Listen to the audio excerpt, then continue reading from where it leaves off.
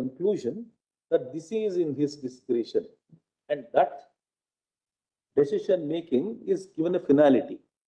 That's the purpose of sub article 2, which means that the process of identification is not so much crystallized in specified articles, but there is a process by which he would identify, and his identification is declared to be final. My Lord, that I respectfully urge your lordships to take a contrary view, because, my Lord, that would mean in all places where he acts on aid and advice, he may then claim discretion.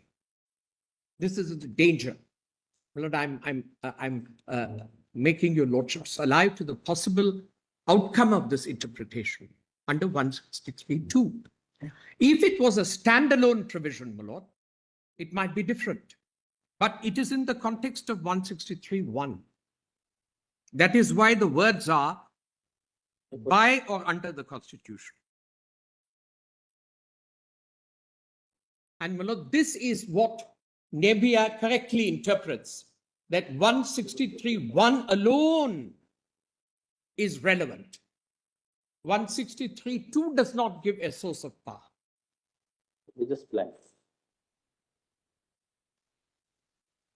Now, my Lord, please come to para 24. That the expression under this Constitution does not extend to legislation is also clear from an examination of other provisions of the Constitution. For example, Article 165(2) refers to functions conferred on the Advocate General for a state by or under this Constitution or any other law for the time being in force. Similarly, Article 173(c), which deals with qualifications for membership to the state legislature, speaks of qualifications prescribed by or under any law made by Parliament. The words under this Constitution cannot therefore extend to other laws, including statutes. This is the.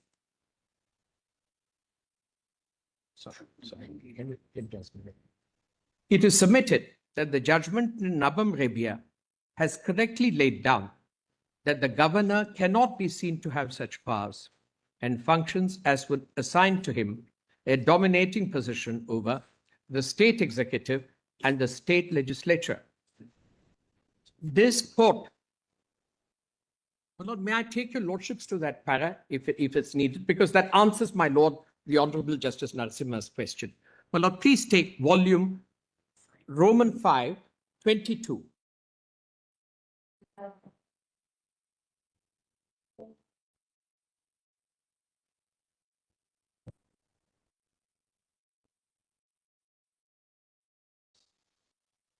My Lord, it would be yeah, thank you. Please go, my Lord, to volume 5, V22. Just one para, my Lord, in the judgment.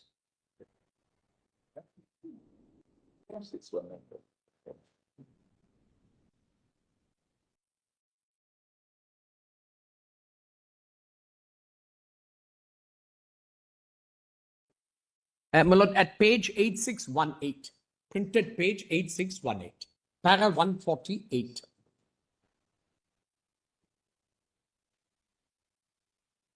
Para 148. Yes. We already marked that. Yes, my Lord, this is with reference to my Lord Justice Narasimha's question.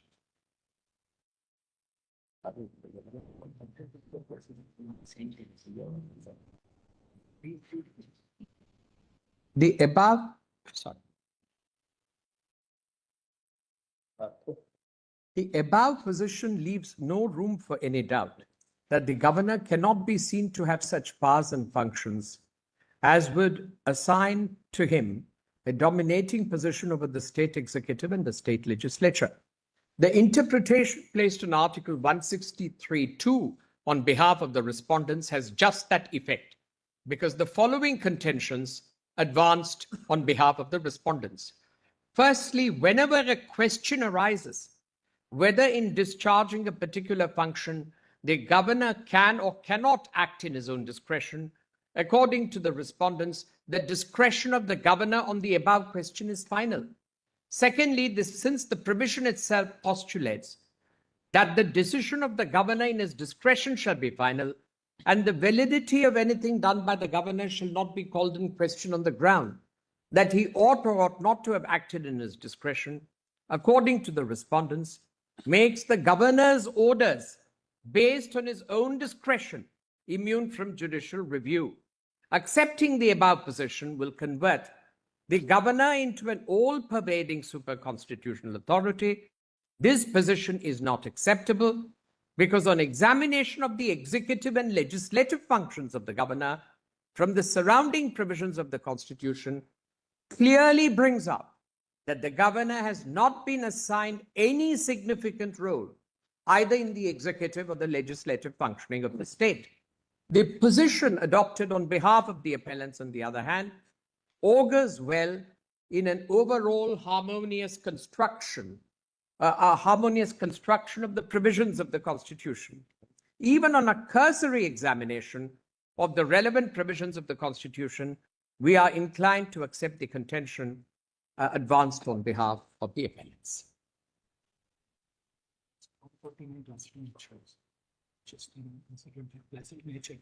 My Lord, I'm grateful to my learned friend.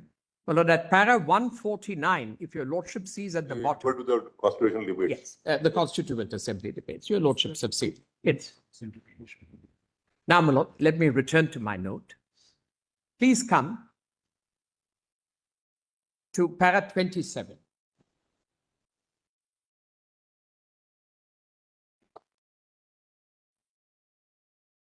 Para 27, my Lord. Additionally, governors are also empowered to act in their discretion where such intent emerges from a legitimate interpretation of the provision concerned, and the same cannot be construed otherwise. It is submitted that the governor's power to act in his discretion under 356(1) and the second proviso to Article 200 would fall under this category. But I've already referred to para 147. Now, please come to 29.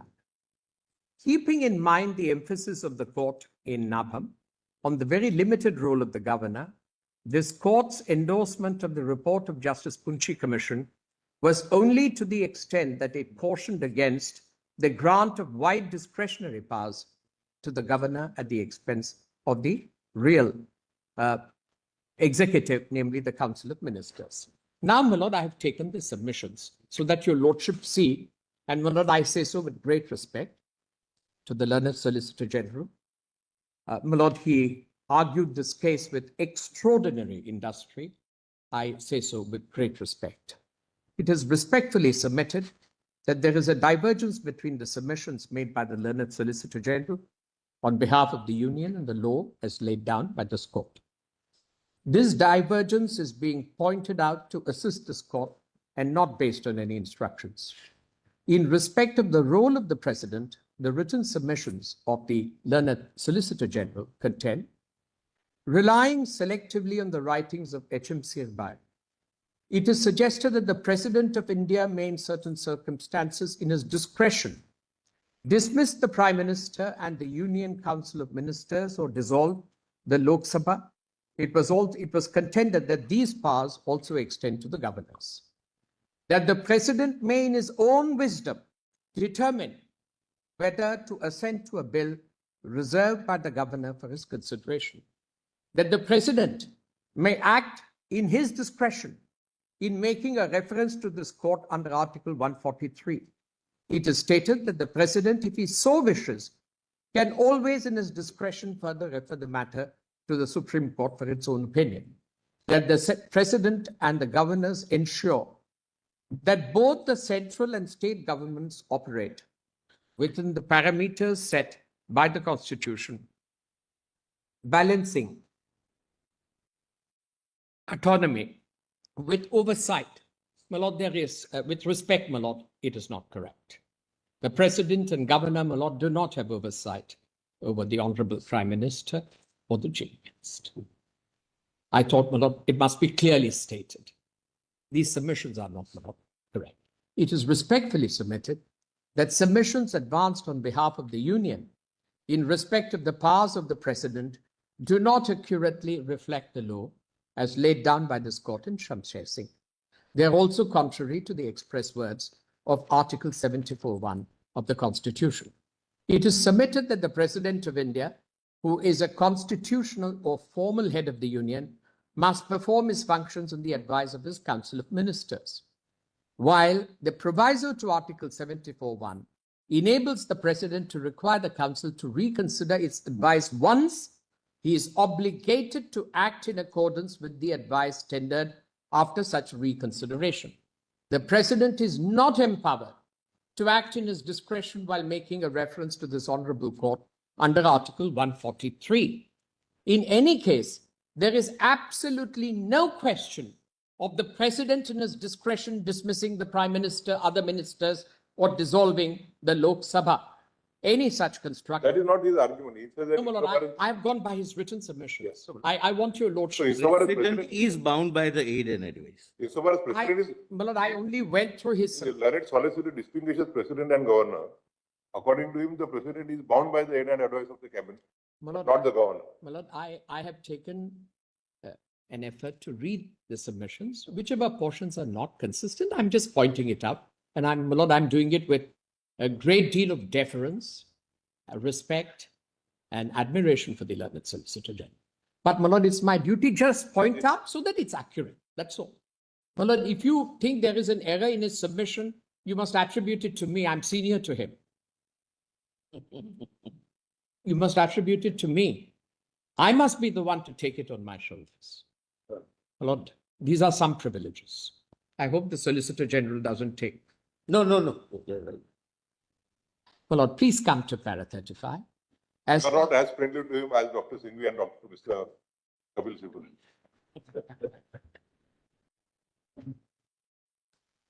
I don't know who's more honest. I don't know who's more honest. We can't answer that. As far as the role of the governor is concerned, the Union has submitted that the governor acts as a representative of the President and exercises executive powers of the state on behalf of the President. However, it is also submitted that the governor discharges his duties as a statesman, unaffected by the political composition at the center or in the state concerned. That the governor is the agent of the center who will guard the center's policy. This contention is based on a speech in the Constituent Assembly. That the governor's power to summon and prorogue the state legislature is a legislative power. It is suggested that these powers can be exercised by the governor in his discretion. It is submitted that the governor does not act as a representative of the President or an agent of the center.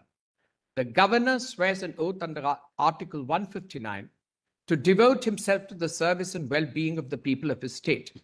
This commitment clearly indicates that the governor is intended to act in the interests of the state. Insofar as the Union's policy is concerned, the same is adequately protected under Article 256 and Article 257(1). Additionally, in respect of the state's power to make laws under List 2, the states enjoy executive and legislative power conferred under the Constitution.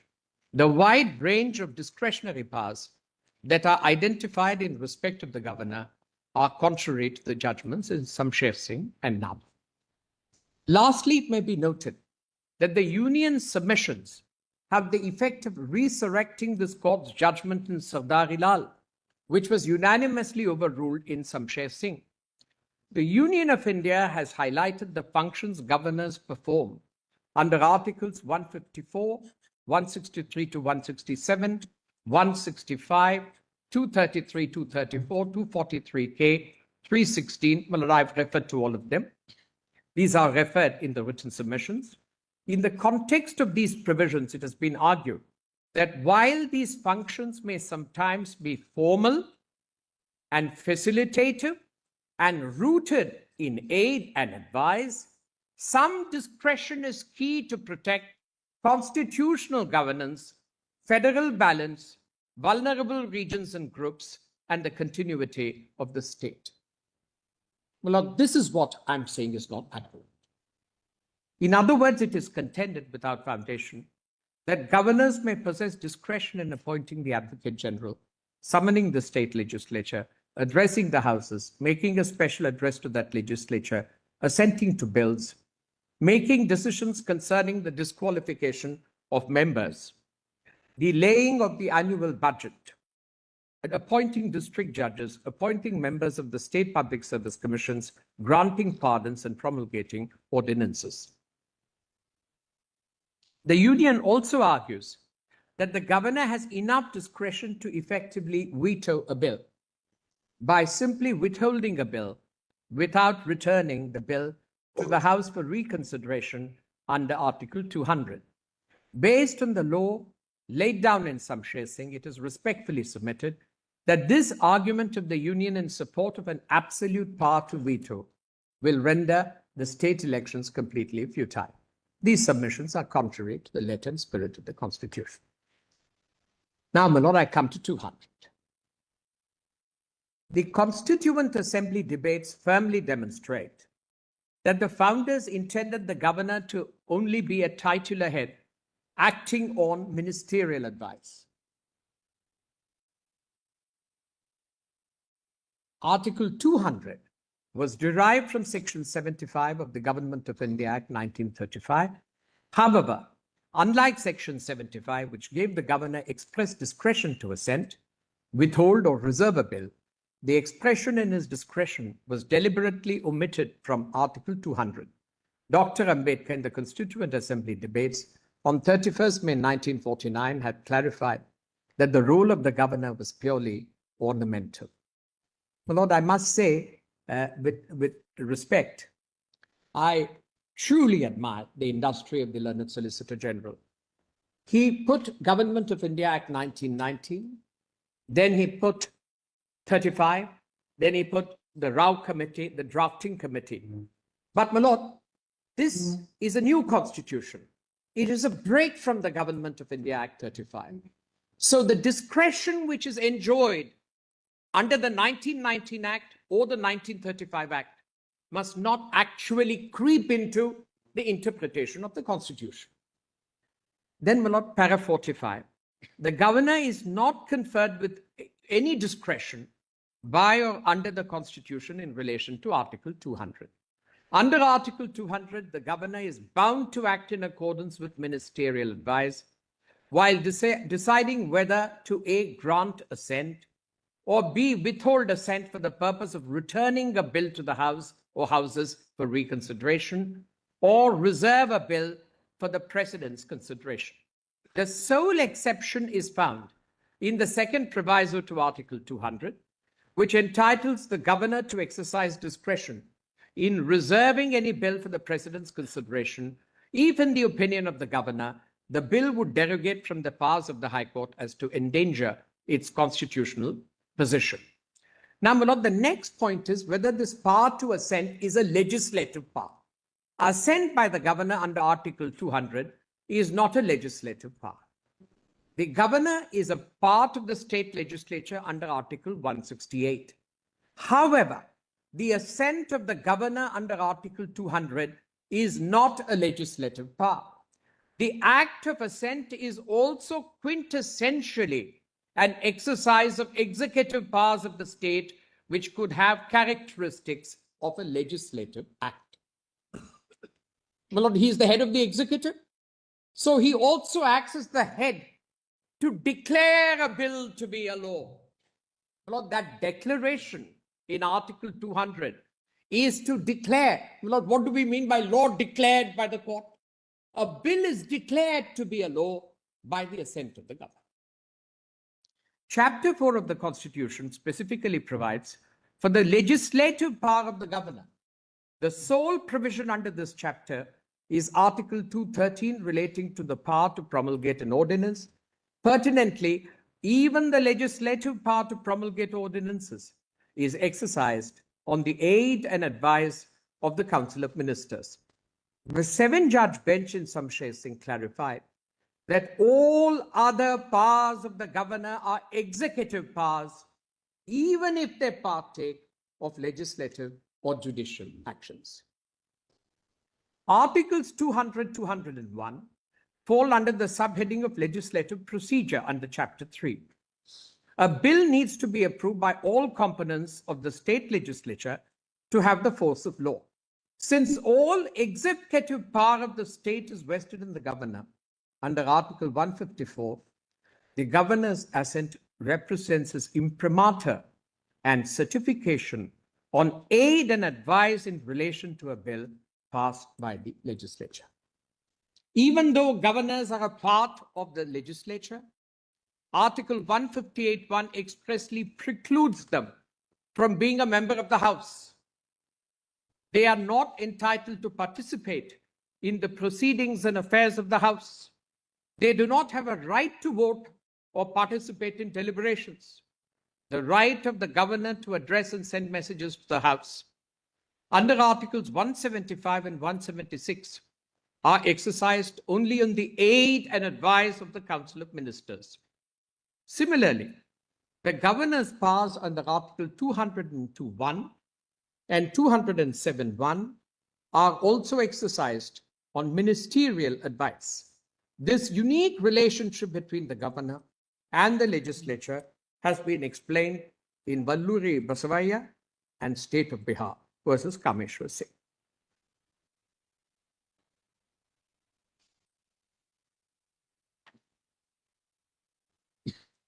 Thus, while the governor's assent under Article 200 forms a part of the legislative procedure, it does not constitute legislative power that may be exercised independent of ministerial advice. It is therefore most respectfully submitted that the submission of the Union that Article 200 confers a legislative power upon the governor is liable to be rejected.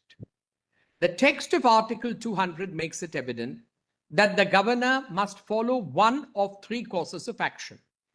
It is no longer res integra that a governor must exercise one of only three courses of action under Article 200 under the aid and advice of the Council of Ministers: grant assent or withhold assent for the purpose of returning a bill to the House as soon as possible for reconsideration, and if the bill is passed again by the House, the governor must grant assent or reserve a bill for the President's consideration. This Honourable Court has, on at least 5 separate occasions, held that the substantive part of Article 200 mandates that the governor shall exercise one of only 3 specified courses of action. In case of withholding of assent, the governor is bound to follow the procedure prescribed under the first proviso and assent to the bill if it is ultimately presented to him after reconsideration by the legislature. My Lord, there was some emphasis on the words that the governor shall declare. But, my Lord, that declaration does not have an independent meaning in that article. Declare means you do one of these 3. It is a form of action. The word declare, my Lord, is a form of action. One of the 3. Assent the bill, that's also a declaration. Return it to the House for reconsideration, also a declaration. Reserve it for consideration of the President, also a declaration. So there are no 2 separate acts in 200. It only excludes Pardon? the pocket veto. Yes. It excludes the pocket veto. That's because there's no declaration. That's right. You just put it in your pocket and sleep. That's right. In any case, the only 3 courses of action under 200 are based on the binding aid and advice of the Council of Ministers. My Lord, I must, in fairness, point out that, my Lord, even though Chief Justice Ray took the view that the second proviso to Article 200 conferred a discretion on the governor, Justice A.P. Sen in Valluri Basavaya Chowdhury said even in that second proviso, it's on ministerial aid and advice. My Lord, it might look at first blush to any reader that there's a little inconsistency in both those 2 judgments. But, my Lord, there's a way to harmonize both. Namely, it is possible that a cabinet may also say that this does touch upon the jurisdiction of a high court. Please send it to the President, which is why Justice Sen said it could be also on aid and advice. But, my Lord, the view taken by Chief Justice Ray that this is a duty on the governor, it's because of the word shall not assent. My Lord, he drew inspiration from the words shall not assent. So there's an obligation on the governor not to assent in respect of a bill which encroaches upon the jurisdiction of the High Court.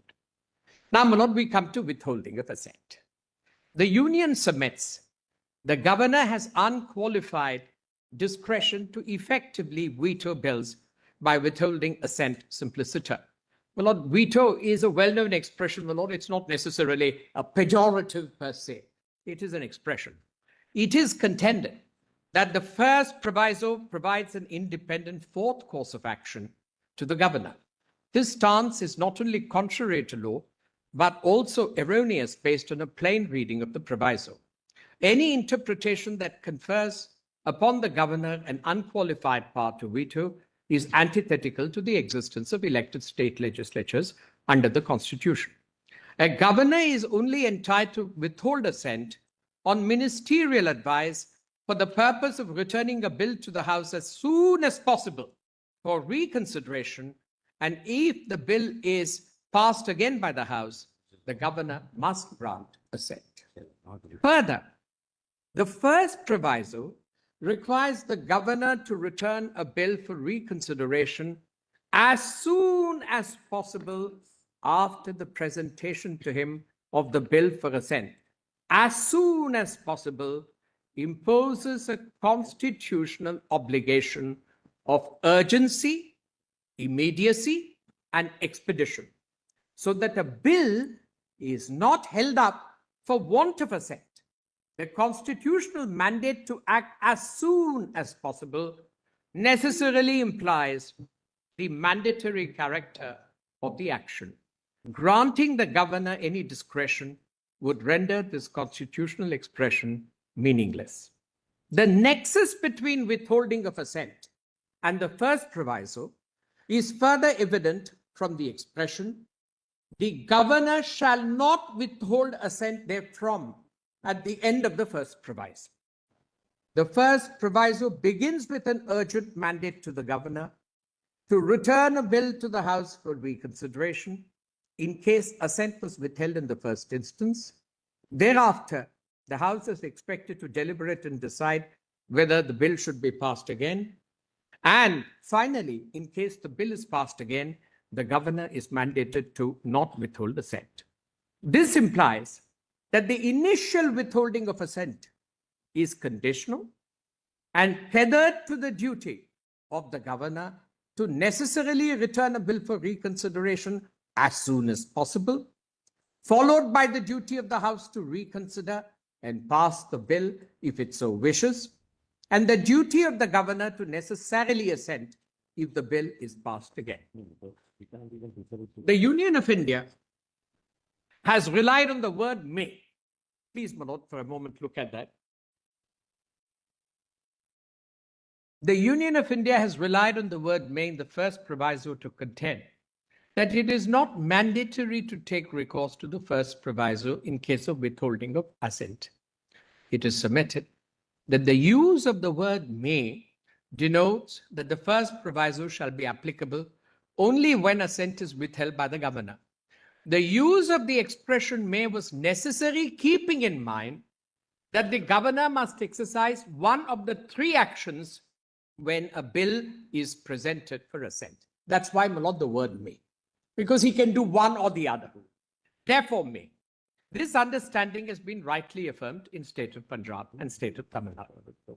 The union has also contended that the governor has an independent option to reserve a bill for the president's consideration after it is repassed by the legislature pursuant to the first proviso.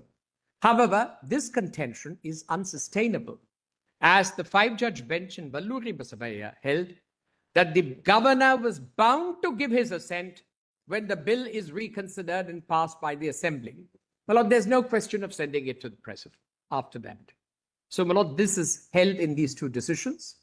Even otherwise, the expression shall not withhold assent necessarily means that the governor must assent. By contrast, Section 24 of the Government of NCT of Delhi Act expressly allows the Lieutenant Governor to declare either that he assents to the bill or that he reserves the bill for the consideration of the President. My Lord, in Para 62, I have pointed out which are the provisions where the bills have to be reserved on ministerial advice by the governor for President's consideration. I've listed out, my Lord, all those articles in Para 62. My Lord, these are the articles in the Constitution. Again, according to that is to be only on the aid and advice of the cabinet, Only on the aid of it. not in his own discretion. Yes, there's no discretion, my Lord. So he has to, this is the way, my Lord. In fact, my Lord, rules of business are incidental, may I say, transaction rules of business. But your lordships will find both the union government and the various state governments in their transaction of business rules under 166.3, 77.3, all have provisions, my Lord, of how bills, who processes the case when it has to be reserved for the President or for the governor. They have, my Lord, specific rules, but they're rules of business. I'm going by the constitutional provisions. My Lord, please see. So, my Lord, this is on ministerial advice. Now, please come to bill falling through. My Lord, this bill falling through was an important part of the argument. My Lord, bill falls through means, my Lord, it is not passed again by the House. It falls through. It falls on the floor of the House. My Lord, if one were to use that expression, something falling through, it goes straight to the floor. That is what that expression falls through means. That if you don't act in accordance with the first proviso and bring it back to the governor for assent, it's gone. It's just fallen through. It has failed. Now, my Lord, the judgments in Kameshwar and Valluri Basavaya Hext conclude that the governor may withhold assent, in which case the bill falls through unless the procedure indicated in the proviso is followed. As has been rightly held in Tamil Nadu, the words bill falls through do not suggest that the governor may simply withhold his assent to a bill. A bill would only fall through if the legislature, upon a remit for reconsideration, chooses not to pass the bill. Then, my Lord, we come to timelines. I now come straight away to timelines. At the outset, it is submitted that questions 5 and 7 of the present reference are premised on a factual statement that Article 200 does not stipulate any time frame upon the governor for the exercise of constitutional options under 200. It is respectfully submitted that the question fails to appreciate that the expression as soon as possible in Article 200 is a term of art and that imports a sense of immediacy mandated by the Constitution. The expression as soon as possible informs the exercise of all three courses of action under Article 200. This understanding has been recognized in these three judgments. It is submitted that the prescription of timelines is necessary to enable access to courts and judicial review. My Lord, the timelines in the judgment were for coming to the court. They were not, my Lord, timelines imposed on a governor or the president. They were only guidelines to regulate when would judicial review become available. It is submitted that the prescription of timelines is necessary to enable access to courts and judicial review. In Tamil Nadu, the prescription of timeline was considered essential for the exercise of judicial review, since it provided a set of definitive standards against which courts can embark upon their scrutiny. It therefore serves as a guideline for the courts to exercise restraint and wait for the prescribed period before entertaining a challenge to the inaction of the president or the governor. It is also important to distinguish between prescribing a timeline for the purpose of judicial review and prescribing a timeline for the purpose of deemed assent. My Lord, the judgment in Tamil Nadu does not talk about if you go beyond the timeline, there's deemed assent, not at all. For instance, in the United States and Singapore, the expiry of prescribed timelines automatically leads to deemed assent. By contrast, the expiration of timelines prescribed by Tamil Nadu does not lead to automatic deemed assent. It merely enables courts to review instances of inordinate delay. That's, my lord, the only way, that's the limited way in which it has to be read. It is further pertinent to highlight that the timelines in respect of Article 201 were adopted from timelines prescribed by the Ministry of Home Affairs in their office memoranda. So, my lord, they did not come artificially. They took, my lord, they saw the office memoranda. It is submitted that the phrase "as soon as possible" imports a sense of immediacy mandated by the Constitution. However, if this is found to be ambiguous, the expression may also be construed to mean forthwith. This understanding is confirmed in the deliberations of the Constituent Assembly. The words "as soon as possible" were understood to place a strict obligation on the President to act with a sense of immediacy. My Lord, Purushottam Namboothiri is in a different case. It was on the existence of a legislature. Your lordships can peruse it at convenience. I now come, my lord, to justiciability. Para 73.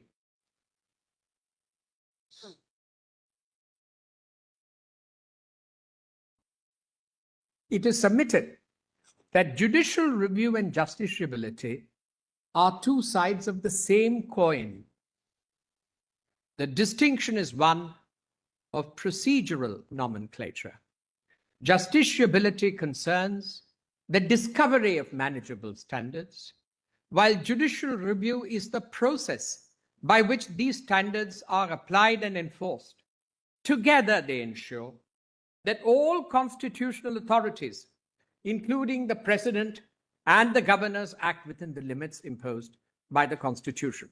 In Bommai versus Union of India, my lord, I must mention that although Justice Jeevan Reddy's judgment refers to my lord, your lordships mentioned it to my learned friend, the Solicitor General. There are many passages in that judgment which suggest some sort of even in a quasi-federal setup, there is a strong centrist bias or unitarian sort of bias. But, my lord, the learned judge, has carefully said even then, for the purpose of governors' actions and the state legislatures to function untrammeled by powers of oversight, it is necessary that they must have independence and judicial review must exist. But my lord, when your lordships mentioned that to my learned friend, the solicitor, I immediately recollected those passages. Then, my lord, please see, in Bommai, this court held that when powers are entrusted to a constitutional authority for achieving a particular,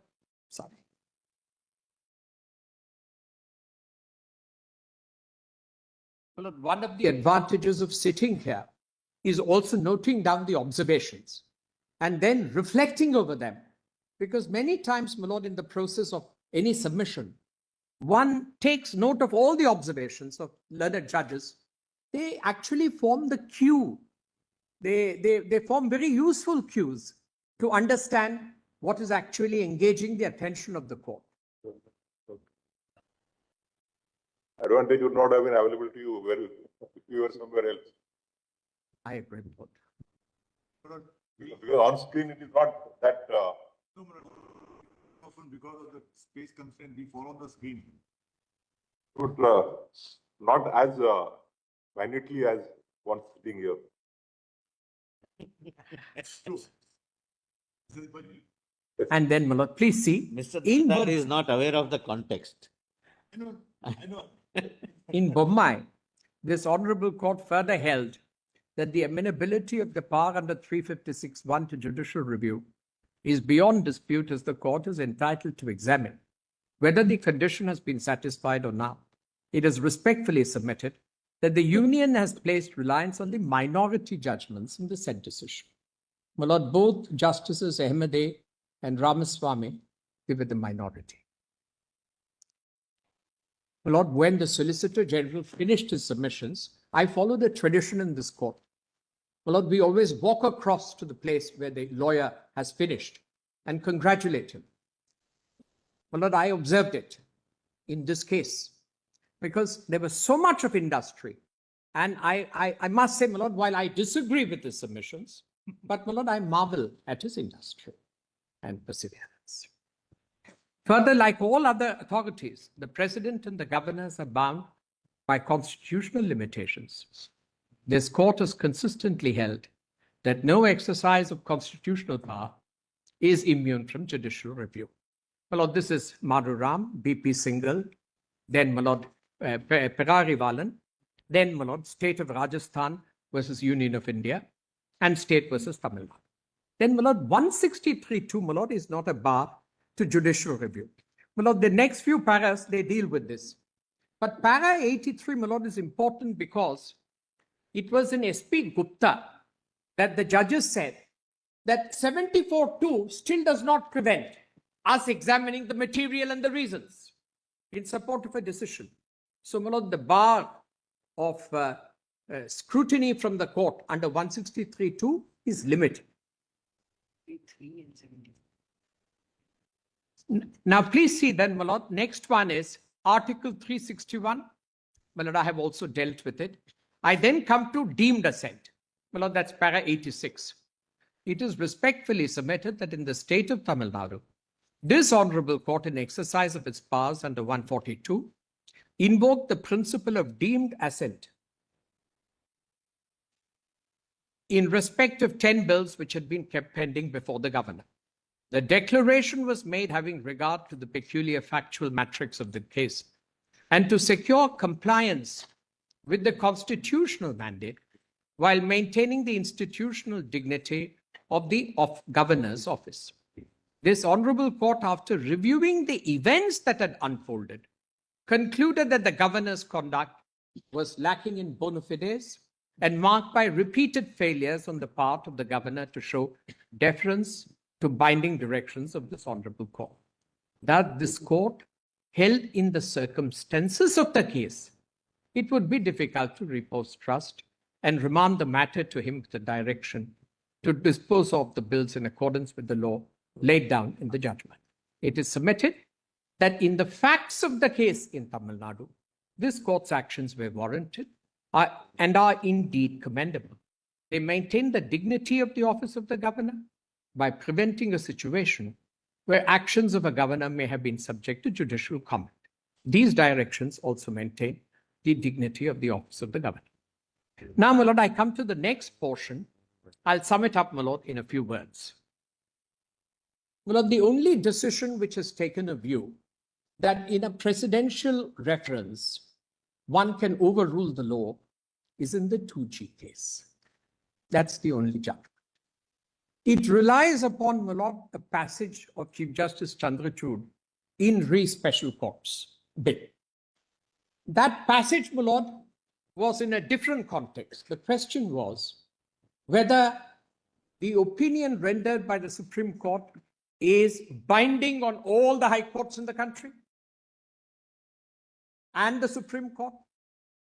It said, yes, perhaps we cannot bind ourselves, but it will definitely be binding on the high courts.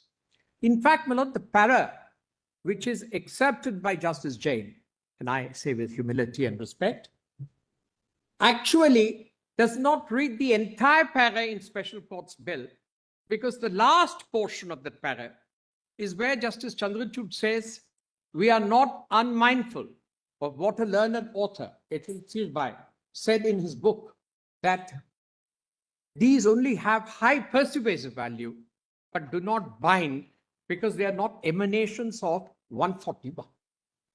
It was in that context, my lord. So, my lord, I submit with respect, it is not a correct position to assume that a judgment can be overruled in a presidential reference. It has to be done, my lord, through normal adjudicatory process. My lord, there was one point which the learned Chief Justice asked us on the first day. It was a very important question. What happened to Article 1? Sorry. Your Lordships asked, what happened to Article 145.3? My lord, if your Lordship sees Article 145, Well, except for Article 143, all the other articles from 123 onwards, right up to Article 145, they all deal with the powers of the Supreme Court. All the powers of the Supreme Court are adjudicatory except for 143. My Lord, Supreme Court has complete powers. And my Lord, those powers have to be read with 32. 32 itself, my Lord, can be writs for any purpose. So 32 plus 142 plus 141 plus 144 plus 139. My Lord, there's a provision in our constitution where your lordships have what are called ancillary powers. Your lordships would have seen those provisions.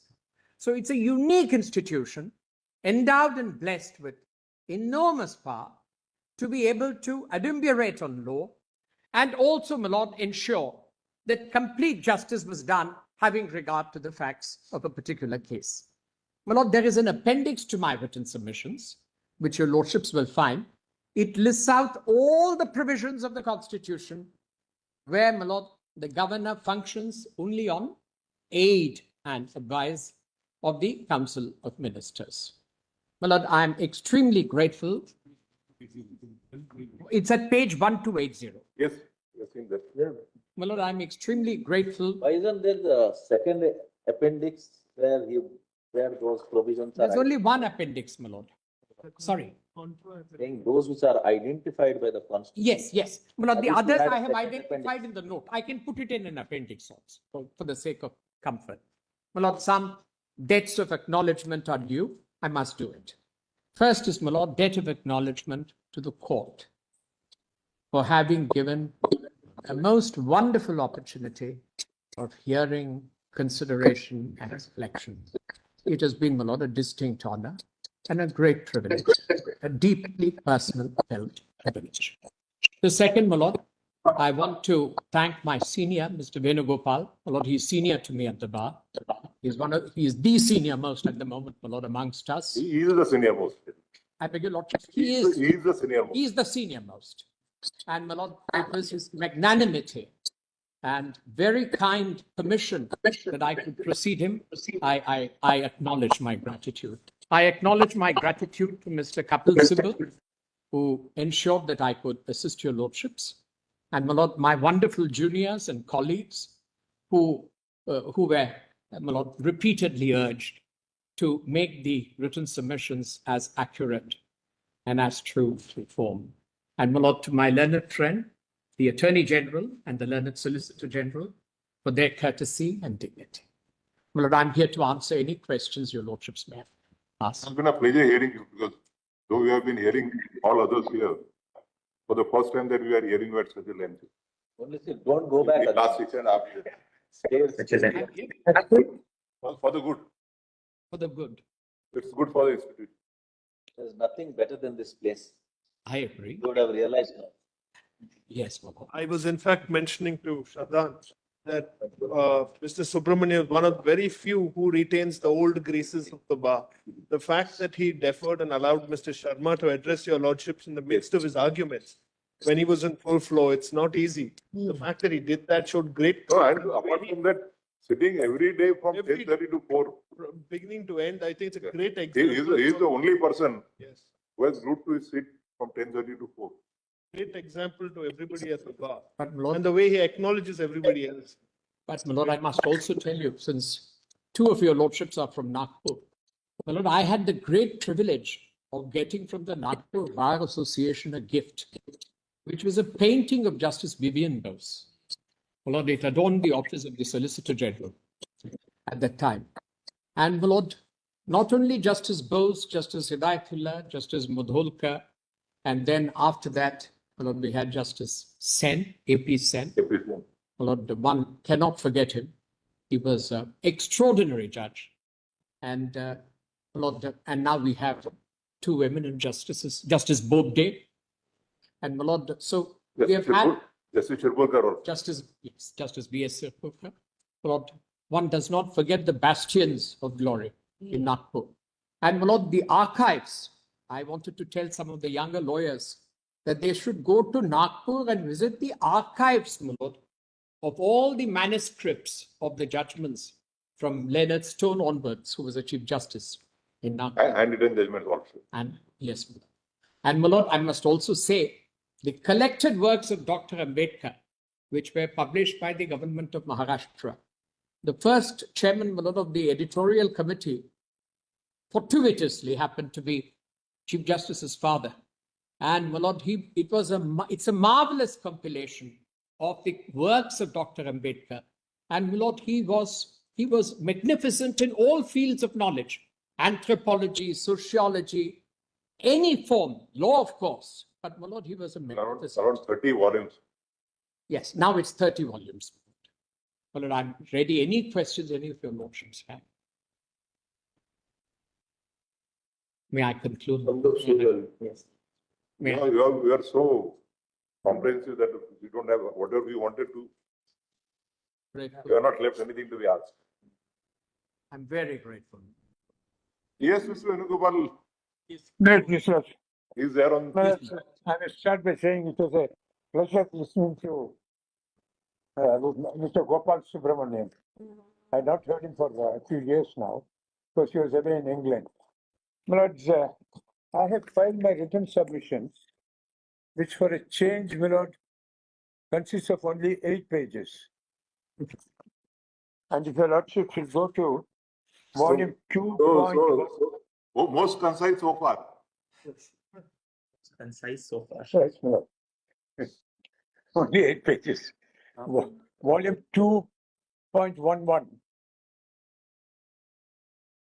pages 1291 to 1304, because it has 4 pages of, or 5 pages of annexures.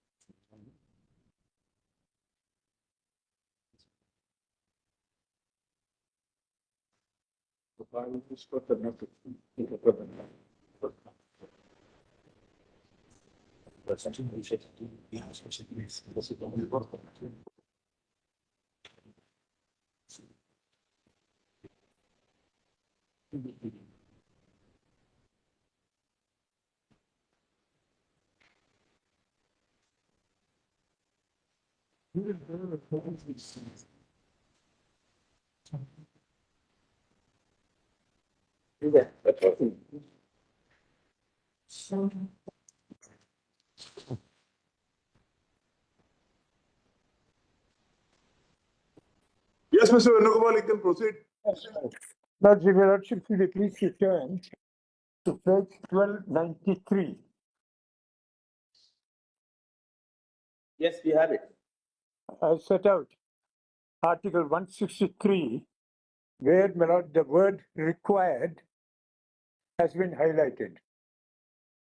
And the meaning of the word required in paragraph 2 is that it is essential, needed, necessary, compulsory, mandatory, according to Collins Dictionary and Vocabulary Dictionary. Now, if it is mandatory, then except insofar as he is by or under the Constitution mandated to exercise his functions or any of them in his discretion. And therefore, my lords, there is no single provision in Article 201 and 200 and 201 which requires him to exercise his discretion except in the second proviso.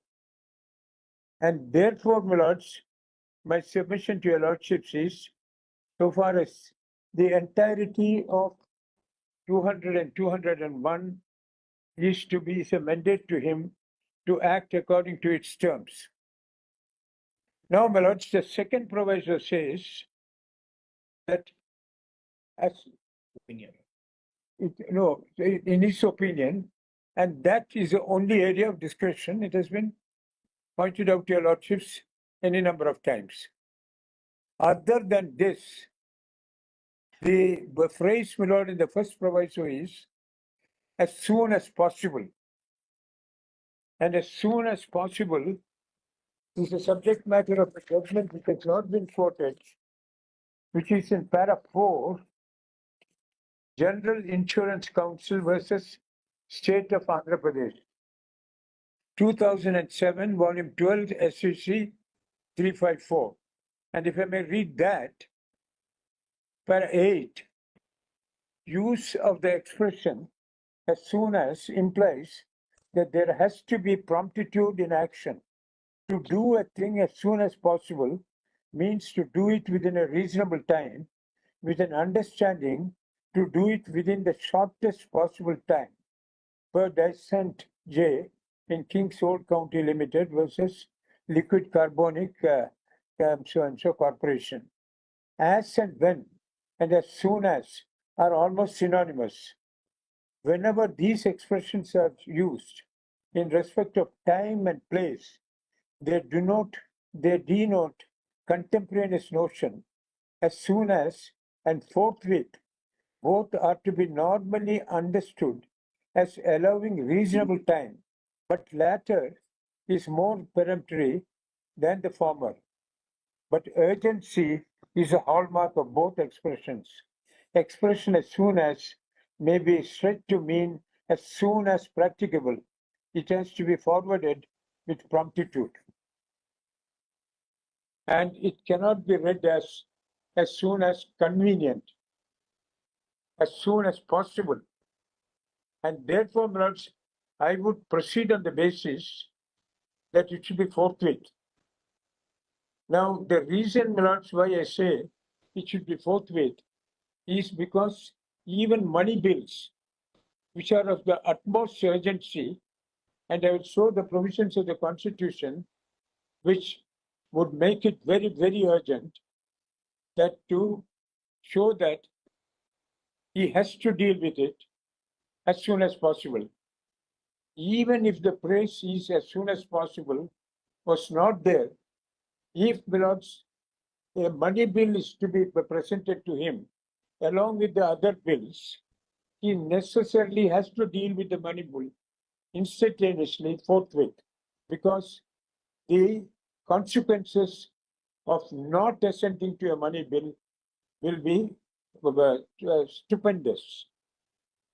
There is no question, my lords, of his having any right whatsoever to withhold assent to a money bill, which I will presently show. And therefore, my lord, according to me, there are 5 choices. One choice, my lord, is to reserve the bills for the consideration of the President, which is covered by express provisions, my lords, of the Constitution. It's only in those cases that there can be a reservation. According to there are 5 choices. It's 5 choices, not 4. And the 5 choices are, one, my lord,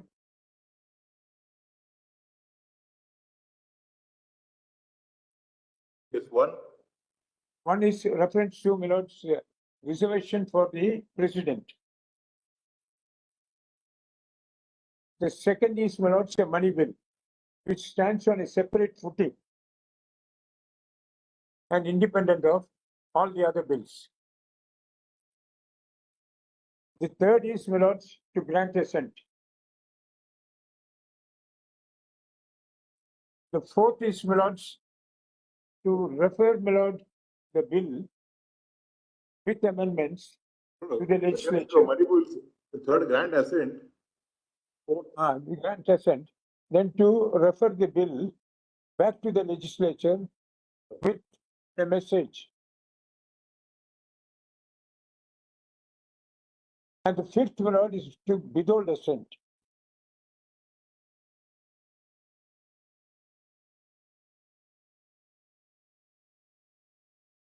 So you are supporting the solicitor. The fifth option.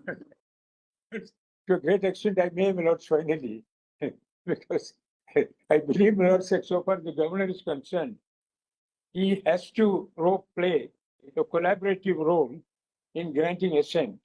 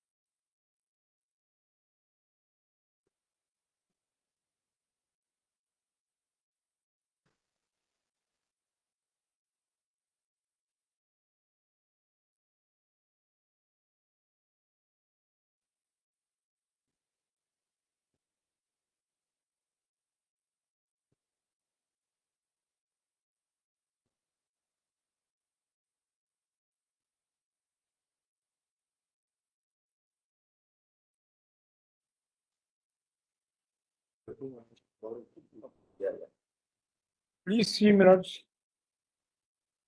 Article 199, the definition of a money bill.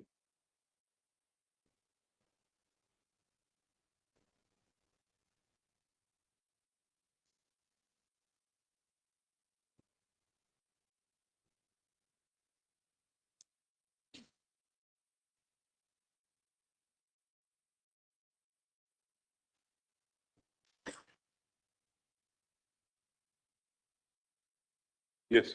Yes. For the purposes of this chapter, a bill shall be deemed to be a money bill if it contains only provisions dealing with all or any of the following matters, namely, A, the imposition, abolition, remission, alteration, or regulation of any tax. B, the regulation of the borrowing of money or the giving of any guaranteed by the state, or the amendment of the law with respect to any financial obligation undertaken to be undertaken or to be undertaken with the state. C, the study of the custody of the consolidated fund or the contingency fund of the state, the payment of monies into or withdrawal of monies from any such fund. D, the appropriation of monies out of the consolidated fund of the state. E, the declaring of any expenditure to be expenditure charged to the consolidated fund. F, the receipt of money on account of the consolidated fund. G, any matter incidental. Now, your lordship should see the withdrawal of monies from any fund, consolidated fund, and the appropriation of monies are all part of a money bill, including the power of taxation.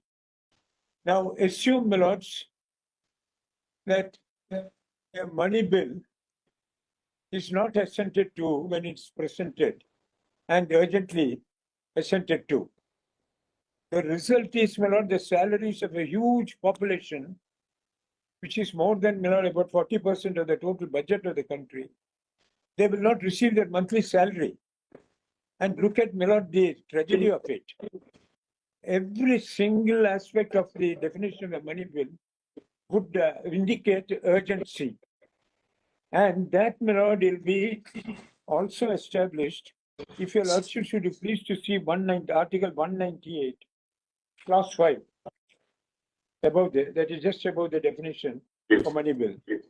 If a money bill passed by the Legislative Assembly and transmitted to the Legislative Council for its recommendations is not returned to the Legislative Assembly within the said period of 14 days, it shall be deemed to have been passed by both houses at the expiration of the said period in the form in which it was passed by the Legislative Assembly. Now, what does this mean? Normally, my lords, a money bill has to be placed after being passed by the Legislative Assembly, has to be placed before the Council of States. Now, if the Council of States delays, my lords, dealing with it for 14 days, it will be deemed to have been passed by the Legislative Council, and, my lord, the money bill will be deemed to have been passed by both houses. This shows the urgency of a money bill. It will not, my lord, mark the delay of even, my lord, 14 days, more than 14 days.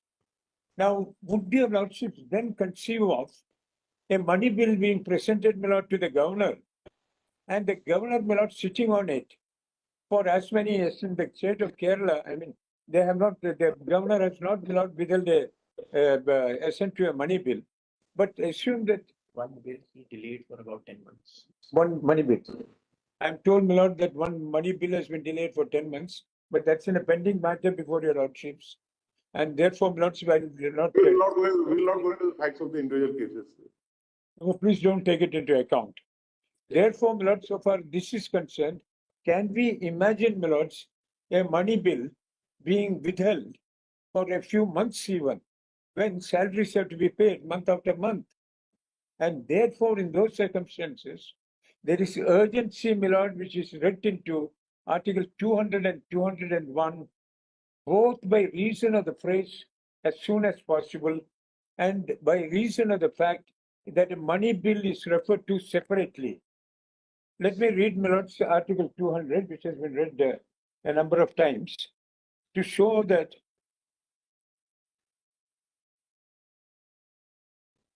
when a bill has been passed by the Legislative Assembly, so and so has been passed with the houses, presented to the governor. Provide the governor as soon as possible after the presentation to him of the bill for assent, return the bill if it is not a money bill, together with the message requesting the House to reconsider.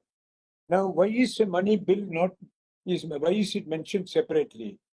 For the simple reason that the entirety of the provisions relating to money bill will show that no question of his withholding assent will arise. Great damage will be done to, my lord, the state if he withholds assent. And therefore, my submission to your lordships will be that both the phrases as soon as possible, as well as the existence of a money bill being mentioned separately, would indicate the urgency in dealing with the bills presented to him for disposal under 200 and 201 of the Constitution. Now, my lords, I come to the 5 aspects. That is, the reserving it for the president. Reserving it for the president, my lord, is only in the cases where the assent of the president is required. And that, my lord, those articles have been said, been mentioned to your lordships earlier. And if your lordships would look at plus para 10 of my written submission,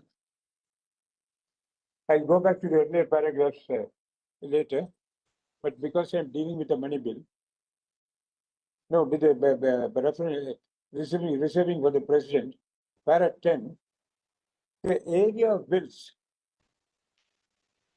your lordship said it. Yes, we get it, the idea of the bill. The area of bills being reserved for the consideration of the president would fall in one compartment, which power has to be exercised, which I'm sorry, would fall in one compartment, which power has to be exercised in relation to specific provisions existing in the Constitution. These provisions require or contemplate the assent of the president to a bill passed by the state legislature. This is evident if one looks at the proviso to Article 213, which relates to the ordinance making power of the governor, the proviso of which states, your lordships,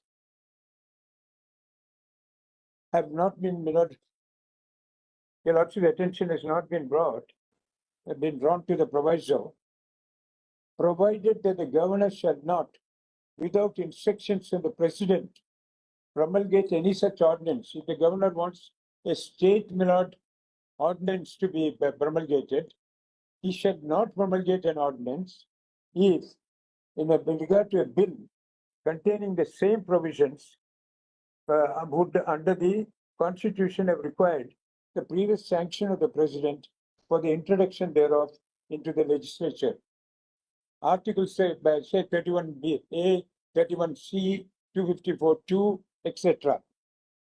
That B, he would have deemed it necessary to reserve a bill containing the same provisions for the consideration of the President. 3.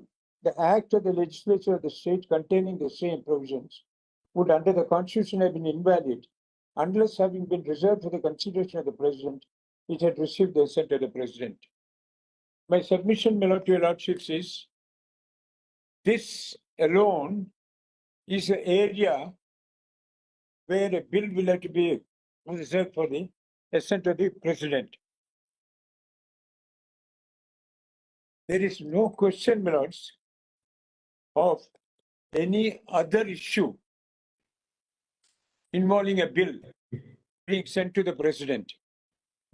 That, my lord, would violate the secular, I'm sorry, the federal, my lord, stature, the federal structure of, my lords, the Constitution.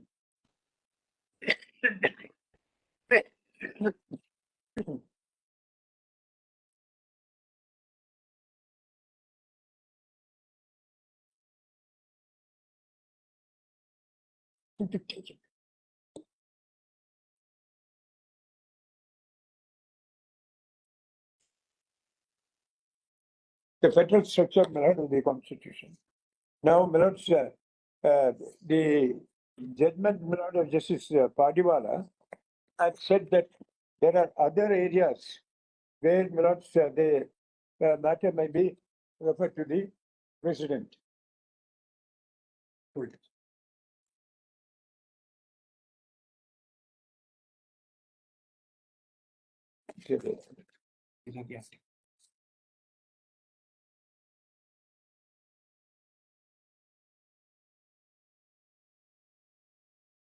Para 12, my lords. If I could read para 12. Under the constitutional scheme, neither the governor nor the president have adjudicatory powers in the area of the grant of assent under Article 200 and 201 of the Constitution. A power reserved to the judicial wing of the state. It would not be open to the governor or the president to adjudicate on the nature of the bill, to decide that it would undermine the Constitution or the fundamental principles of a representative democracy. The courts alone are empowered to adjudicate upon these issues. To that extent, my lord, as I would say that Justice Padiwala has, my lords, given, my lords, certain areas to be submitted to the President. These are not matters which could be sent to the President because these will require adjudication. The powers given, my lords, to grant assent does not carry with it the power to adjudicate. And therefore, my lords, so far as if any other matter, other than if your lordship should just go to, my lord, para 11, line, my lords, 4, it is only a bill passed by the state legislature relatable to Articles 31A, 31C, 254(2), 255, 288(2), 304B, or 349. No bill not relatable to these provisions, which would require the previous assent of the President to give validity to the bill, would be sent to the President for his assent. It is in the interests, my lords, of the state to ensure that, my lord, so far as the governor is concerned, he would, my lord, reserve these bills for the assent of the President. And in their own self-interest, I would suggest, my lords, that the state council of ministers, when they forward a bill, my lord, to the governor, my lord, for his assent, if it is a bill which requires the assent of the President, there would be a legend, my lord, which is put on the bill at the end of the bill to be submitted to the President for his assent. it will be fully within the powers of the state legislature to indicate to the president, indicate to the governor, in the interests of the state itself, that these bills will have to get the previous assent of the president. Otherwise, my lords, the bill, if the governor straight away assents to it, the bill would be totally invalid and would be struck down. And therefore, my lord, to have a legend, this is not, my lord, part of a 163 advice. It is merely an indication to, my lord, the governor, that this should be in the interest of the state to refer to it. If, my lord, the governor has any doubts, and this I would come to later, there is a procedure by which all these doubts could be cleared. Now, my lords, after this, I would, my lords, go to the, so far as the learned, my lords, solicitor is concerned. He has not said that under Article 207, it is only with the recommendation of the governor that a financial bill can be introduced. He says this is a matter to be exercised in his discretion. I say no. And the Velluri Union of India versus Velluri Basavaya has clearly said that such recommendation is only on the aid and advice of the Council of Ministers. But your lordship should also be pleased to note, if your lordship will turn to Article 117,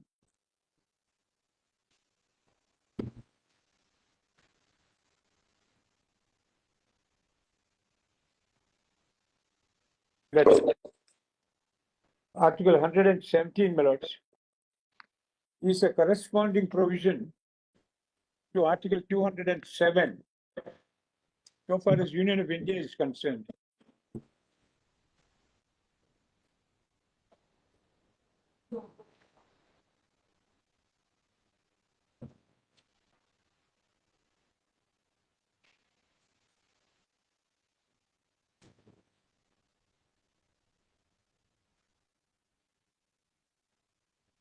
Article 117.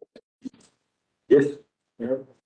A bill or amendment making provision for any of the matters specified in subclauses A to F of clause 1 of 110, that is money bill, shall not be introduced or moved except on the recommendation of the president, and a bill making such provision shall not be introduced in the Council of States.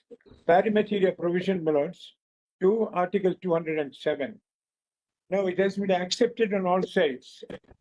I hope, my lords, the learned solicitor doesn't dispute this, that so far as the president is concerned, there is no area of discretion which is given to him under the Constitution, under Article 74. Unlike, my lords, Article 163. Therefore, my lord, the recommendation of a financial bill to be passed in Parliament will be introduced on the recommendation of the president. And necessarily this recommendation, since he has no area of discretion, has to be on the aid and advice of the Council of Ministers under Article 74. Applying this, my lord, to Article 207, I submit there is no question in regard to 207 saying President is bound to act on the aid and advice, but so far as the governor is concerned, he is not bound to act on the aid and advice of the Council of Ministers in recommending the introduction of a financial bill. And therefore, my lord, so far as the entirety of the argument based on a discretion being given to the governor in regard to any area other than the second proviso, my lord, does not arise. Now, thereafter, my lords, if you're, I have something to say, my lord, which may be perhaps in line with what the Union of India also wants to say. Now, there are 29 states, 28 states in this country, and 3 union territories, all of which have legislatures. Now, so far as these smaller states are concerned, 29 plus 3, 31. The 28 plus 3 will not 31. So far as 28 minus 5, that is 23 states, no whisper of going to court. There has been no problem whatsoever in the bills being assented to by the governors as and when they are presented. No such state or union territory has gone to court. Why? Because, my lords, so far as the governors are concerned, they are collaborative not in a bad sense. They will not. They're supposed to be friend, philosopher, and guide. So collaborator is not a wrong word. Yes. Friends, philosophers, and guide. Therefore, not there. They are only supposed to, what is it, British phrase of warn and advise and something. Therefore, so far as they are concerned, my lords, I say that there is an intimate relationship between the governor and the legislature. If your lordships look at the provisions relating to that, one, it has already been mentioned, Article 168, which is part of the governor is part of the legislature. Then he has to summon the legislature at the moment the general elections are held under Article 174, or on the first session of the legislature in each year. He has a right to address the legislature at any time he wants. And if there is 2 houses, then he is entitled to summon 2 houses for a joint sitting so that he could address them. He could send messages to them at any time under 175 and, my lord, under 176. Therefore, my lord, so far as he is concerned, he is intimately a part of the legislature, not merely, my lord, in a technical sense or a constitutional sense, but in an actual sense. He is as much interested in the success of the bills, which are, my lord, and can only be for the welfare of the citizens, or welfare of the people of the state, or, my lord, will be part of governance, and therefore, my lord, and for the welfare of the people, and therefore, my lord, so far as he is concerned, how on earth can one treat the governor as an adversary? He is not an adversary. He has to go along, my lord, with every single bill, which we could have, my lord, intervened during the passing of the bill by sending messages saying, please consider this. And therefore, in those circumstances, when the bills come to him, according to me, he already would have a knowledge about the bills. He is bound to, my lord, therefore, take up the bills then and there. He does not have to, my lord, spend months studying the bills. Therefore, forthwith, as soon as the bills come, he first separates the money bill, grants assent, and thereafter takes, my lords, the bills relating to the articles which require assent of the president. He reserves all of them. Then comes the residue of the bills. He has got the 3 options there: grant assent, withhold assent, send it back, my lords, to the legislature with a message. Now, it is at this stage I have a suggestion to make, and this suggestion is based on the practice which was followed in the, my lords, Kerala by the then governor who is now in Bihar, my lord, he would send for the minister when the bills are received by him, the minister who has introduced a bill, and would then discuss the bill with him. I have, my lord, an annexure, if your lordship don't mind looking at the annexure, which is a pending requisition which was withdrawn with the before this is condition. But this was before Justice Narasimha a few weeks back, which was withdrawn by me. If your lordship don't mind looking at page 1302.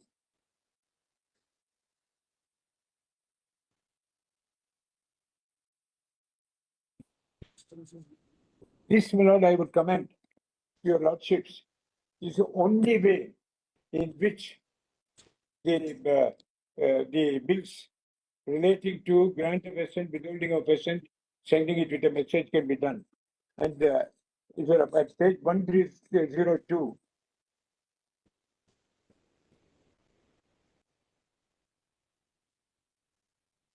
to show that this can be a practice if it followed, the chief secretary called on the governor and discussed the matter of the bill. The governor wrote to the chief secretary stating that whenever ordinance or bills are submitted to him for promulgation, he would like to have a briefing by the minister in charge of the department or any other minister who is well versed in the matter to be dealt with in the file. Then the second one, the principal secretary to the governor wrote to the chief secretary convening an order of the governor that whenever a minister calls on the governor to discuss matters pertaining to ordinance bill with the assistance of an officer, the minister may be accompanied by the secretary to the government of the concerned department instead of private secretary to the minister. Then on the right-hand corner remarks, the Minister for Animal Husbandry met the governor, a private secretary, who is a senior government official, accompanied her. As a matter of practice, the personal staff of the governor interacts with the officers, etc.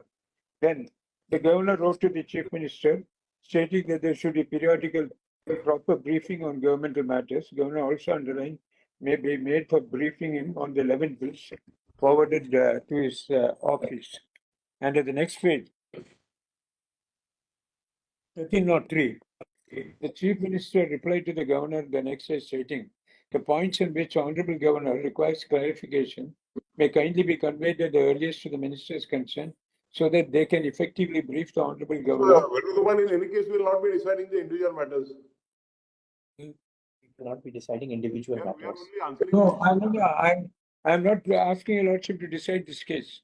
I'm showing that a precedent has been set. And this, I submit, is the only manner in which a governor, my lord, can function. The governor, my lord, would not sit in an ivory tower, get a bill, and then study it by himself, or retain it for a number of months to study it, and then decide whether to grant or refuse. Now, what I have said, my lord, your lordship may kindly see in the written submissions, which is at page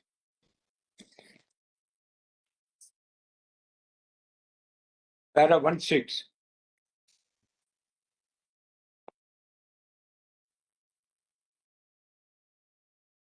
Para 16. The practice followed in the state of Kerala has been that the governor sends for the minister concerned, who had moved the bill in the assembly, to discuss with him his concerns about the contents of the bill.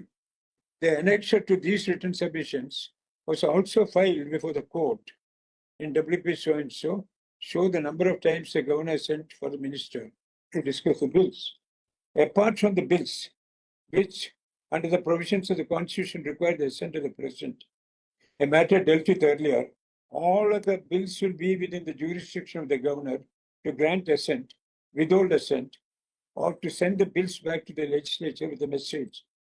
The practice in Kerala which is submitted is one which the Constitution itself would commend, according to me, is to send for the minister who has moved the bill, unless the governor straightaway grants assent. After discussing with the minister, the governor, if satisfied, would grant assent, but in the alternative may decide to send the bill back to the legislature with suggestions for amendment. If, on the other hand, there is no agreement on either of these two counts, the governor would indicate that he intends to withhold assent. In such a situation, the Council of Ministers would forthwith advise the governor to grant assent. That is under Article 163.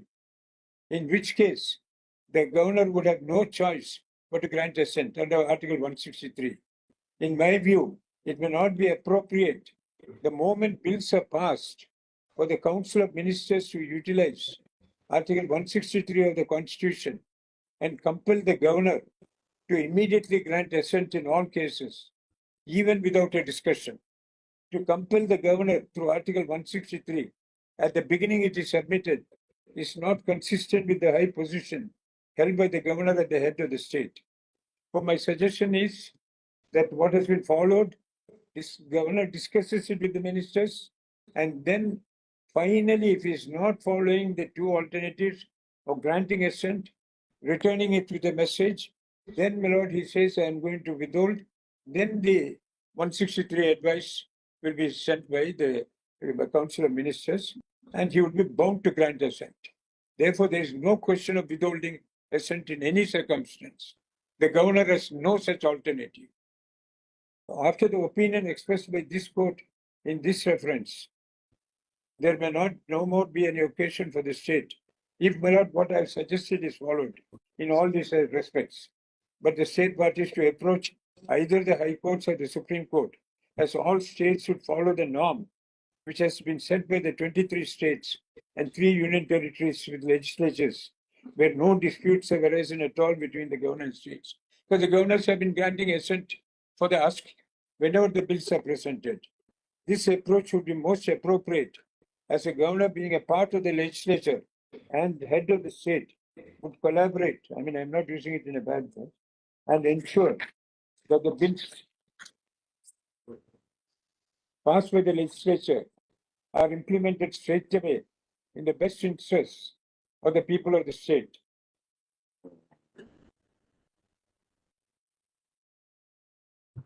Even in the case of the president, one should realize that the president has no discretion and is really bound by the advice of the Union Cabinet. If the advice is to withhold assent, then the president, that is the Union Council of Ministers, would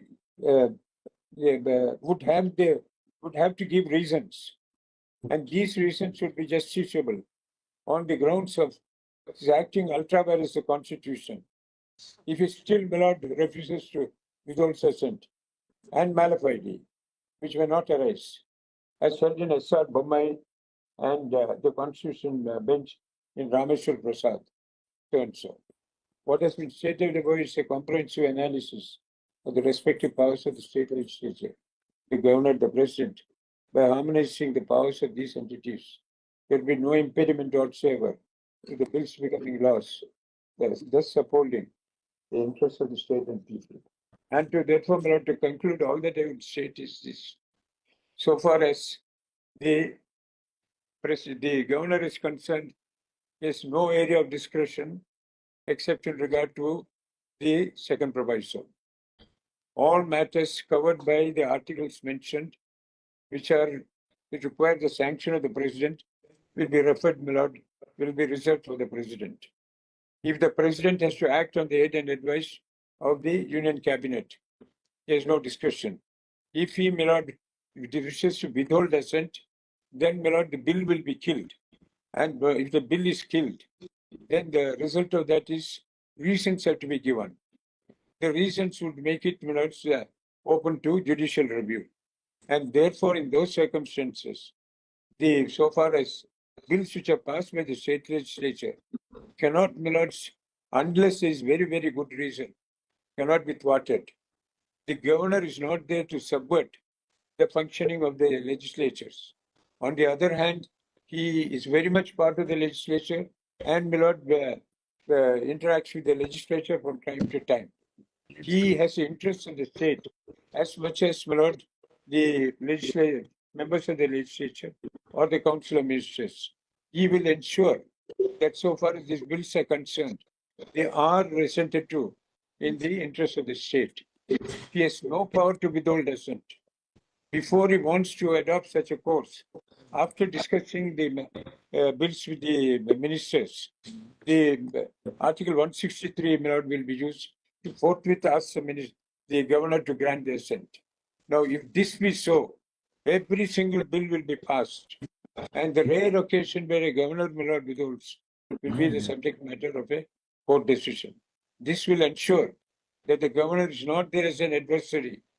The governor is there in the interest of the state and the people, and to ensure the bills are passed. And therefore, in those circumstances, my respectful submission to your lordship is that this would be the best formula in the interest of the state. That's all. Thank you very much, Mr. Gopal. Very brief. Obliged.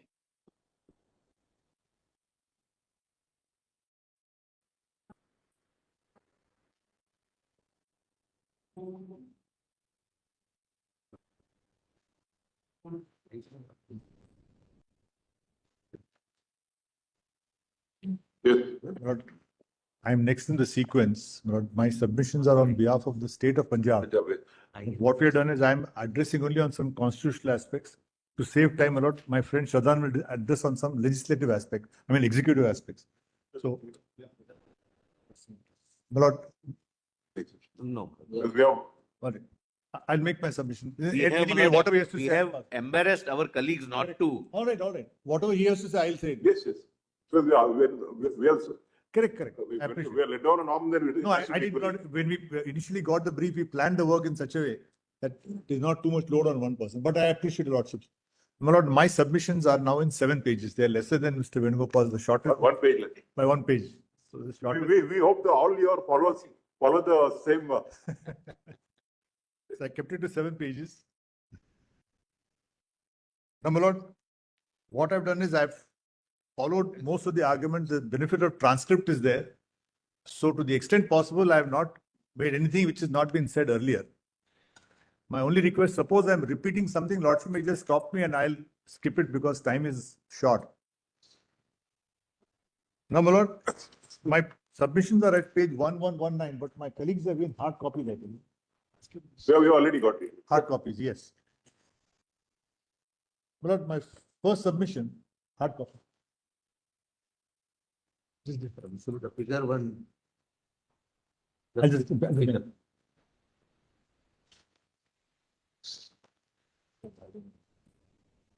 my lord, may I start?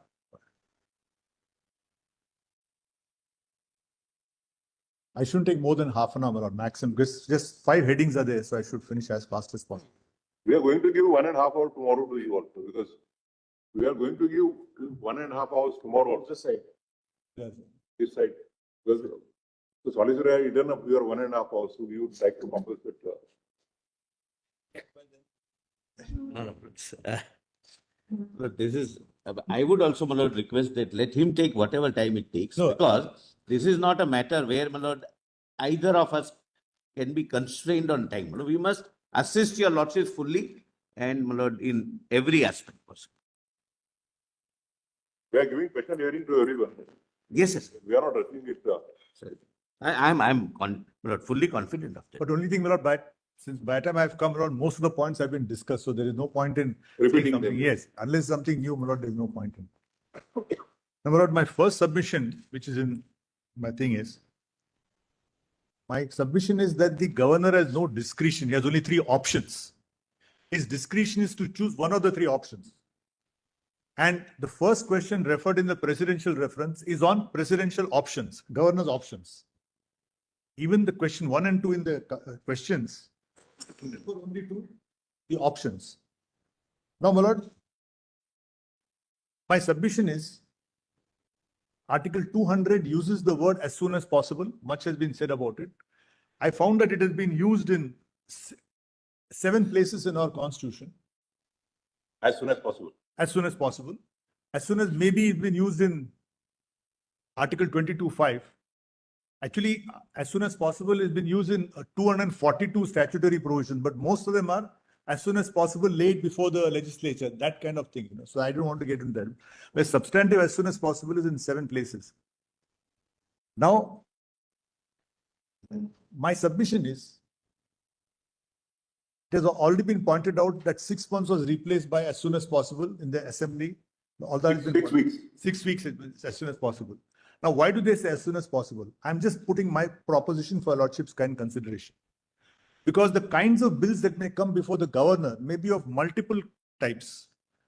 There could be a simple amendment bill which doesn't require much time. It can be approved the very next day itself or the same time. On the other hand, there could be a complex bill which may involve matters falling under on list 3, which may involve a matter following parliamentary laws already in place. So there the governor may take some more time to think. So as soon as possible doesn't mean an infinite amount of time. It depends on the context of the bill presented to the Depending upon the facts and circumstances. on the facts of simple amendment to some sales tax law doesn't take more than 10 minutes for him to see. Now it comes to as soon as possible means if the bill is complicated, he can take a week, 2 weeks. He may consult the Advocate General or the other. Yes, he may take that. He's part of the government, so he may consult the Advocate General, get an opinion or whatever. Now, my lord, my submission is to accept the stand of the union is to result in a constitutional paradox. And why I say that, Lordship will kindly see Article 200. Now, the argument is that I can withhold the assent. Indefinitely. And what they say is, our side has argued that withhold assent must be read with the proviso. Withhold assent is only for the time taken to prepare a message, which in my humble submission could be the only possible interpretation, because withholding is like a pause. You're pressing the pause button and saying that, look, let me look at the bill. Is there something for which the governor wants to make a recommendation? Does he want to give a message? Now, if your Lordship kindly sees the proviso to Article 200,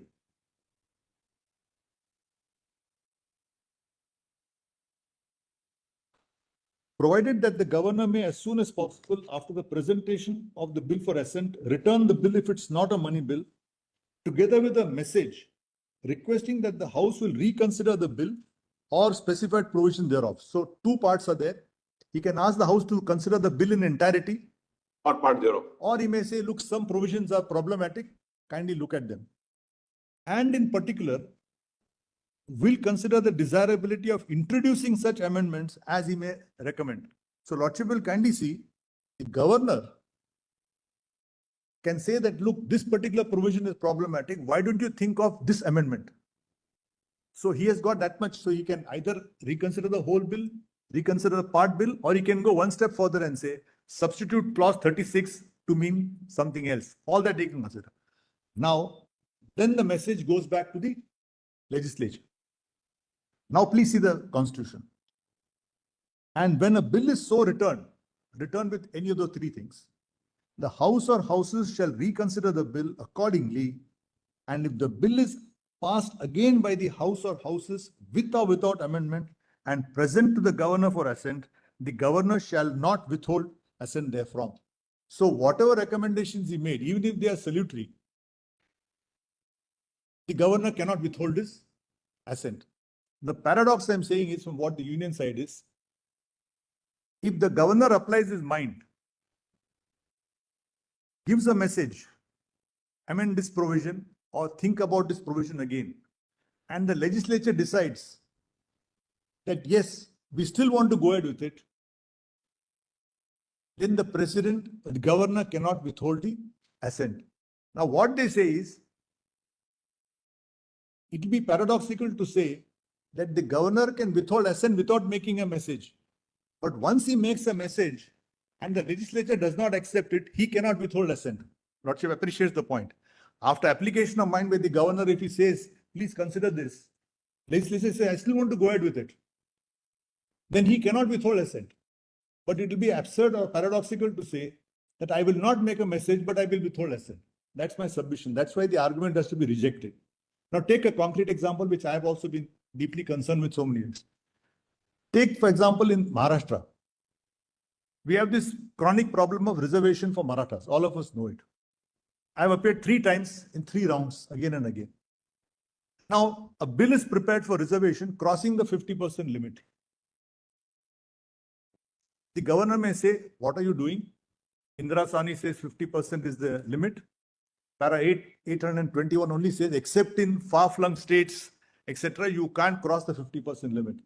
Yet the assembly goes and says, we want to cross 50%, want to make it 16% more.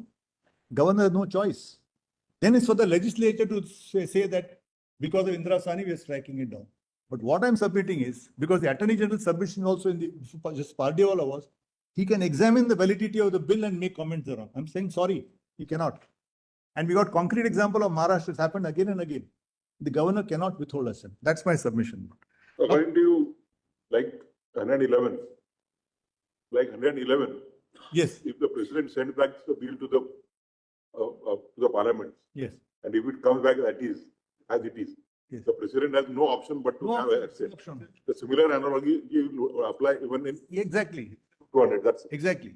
Because my lord, the governor is not a constitutional filter to say, all right, this is an unconstitutional provision. This is coming under list 3. If I still want to pass a law under list 1. that according to you is exclusively reserved for the judiciary. Yes, yes. But the governor with his serious advice, he can say, please rethink. Please rethink. This is a problem available to you. That's my submission. Now, my lord, kindly come to the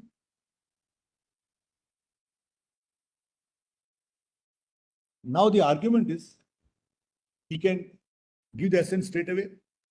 He can withhold assent to make a message. My humble submission is withhold message is inextricably interlinked with that message provision.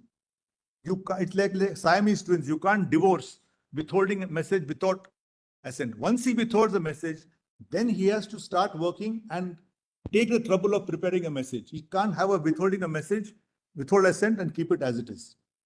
Now, the last part is reference to the president. When can you refer to the president? What has happened now in some such states is routinely bills are sent to the president. And that gets indefinitely delayed. My submission is the scope of 200, that last part of reserving it for the consideration of the president, can be read with Article 213. That is not there in my note. Lordship may just make Article 213. In fact, I thought about, over the weekend, I thought about it. I added 213. Ordinance 213. Now, my lord, this ordinance power is there.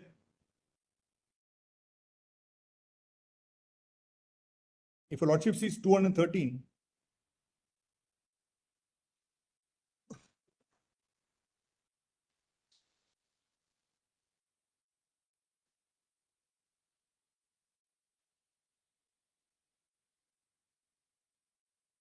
if at any time, I read 230, if at any time, except when the legislative assembly of a state is in session or where there's a legislative council in a state, except when both houses of the legislature are in session, the governor is satisfied that circumstances exist which render it necessary for him to take immediate action, he may promulgate such ordinances as the circumstances may appear to him to require.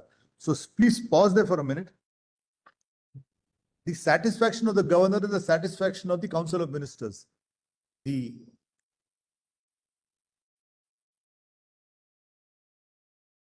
Sorry, may I proceed now? Yes.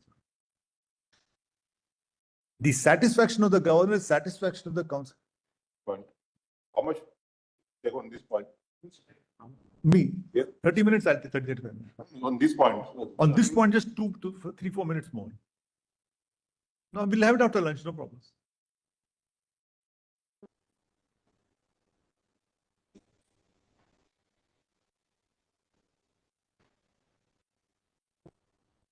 I have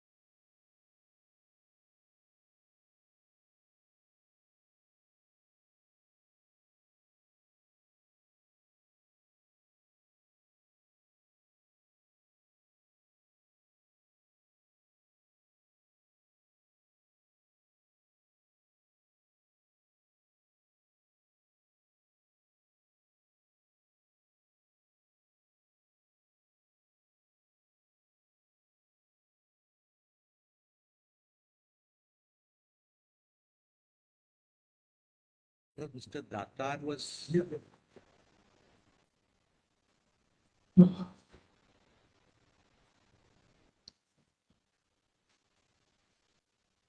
Lord, before lunch, I was at Article 213. And what I wanted to mention was that gives us a rough idea of the scope 200. Please come to Article 213.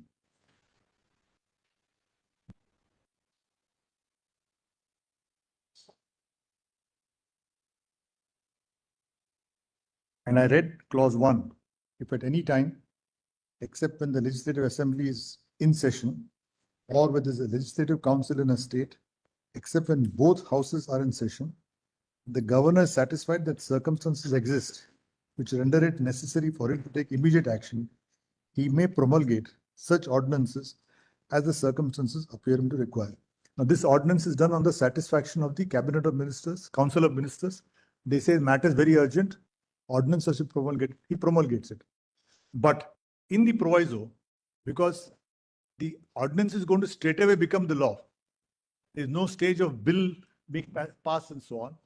What happens is, provided that the governor shall not, without instructions from the president, promulgate any such ordinance, if a bill containing the same provisions would under this constitution have required the previous sanction of the president for the introduction thereof into the legislature, he would have deemed it, number one, there are multiple sections, Mr. Subramanian cited them, 31A, 31C, where you require the previous sanction of the president.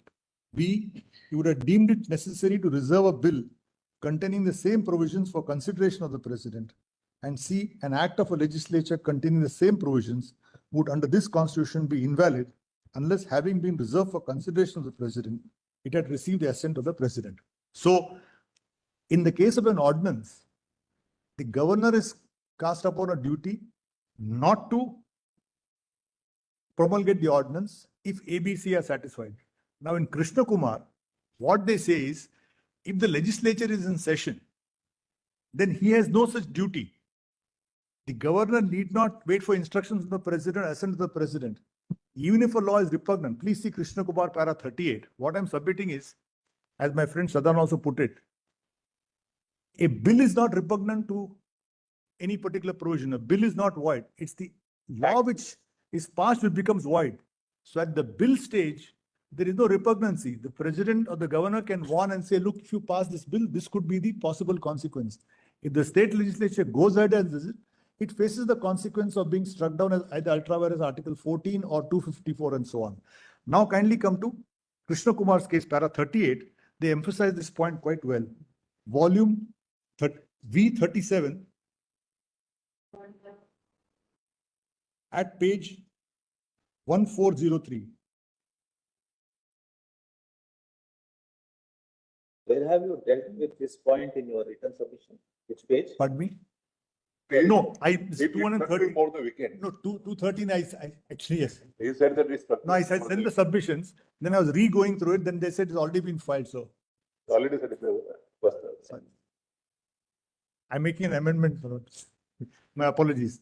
So when I went to 213, then I saw Krishna Kumar also. Kindly see page 14103.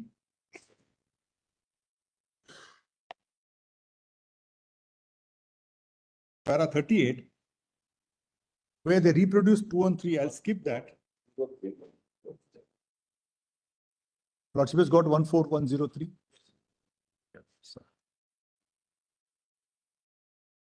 Now, 103. yes, para 38 starts with Article 213(1).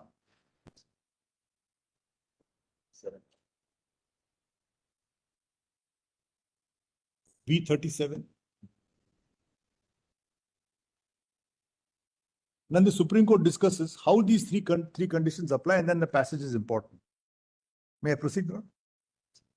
The first of the above conditions arises in a situation such as the proviso to Article 304B of the Constitution. Under Article 304B, the legislature of a state is permitted to impose reasonable restrictions in the public interest on the freedom of trade, commerce, or intercourse with or within that state, notwithstanding anything in 301 and 303. The proviso requires the previous sanction of the president before a bill or amendment for the purpose of clause B can be introduced in the state legislature. An illustration of the second requirement, point 2 above, is provided by Article 200 of the Constitution, under which a governor is required to reserve for consideration of the president any bill which would, if it were to become a law, derogate from the powers of the High Court so as to endanger the position which it is desired to fill the Constitution. Situations where assent to the president is required, point 3, are illustrated by Article 254, where a law is made by the state legislature on a matter enumerated in the concurrent list is repugnant to a law made by Parliament. The state law will prevail only if and to the extent it has received the assent of the president. These three situations make it abundantly clear that while exercising the powers to promulgate an ordinance, the governor is not liberated from the limitations to which the law-making power of the state legislature is subject. Now please come to 200.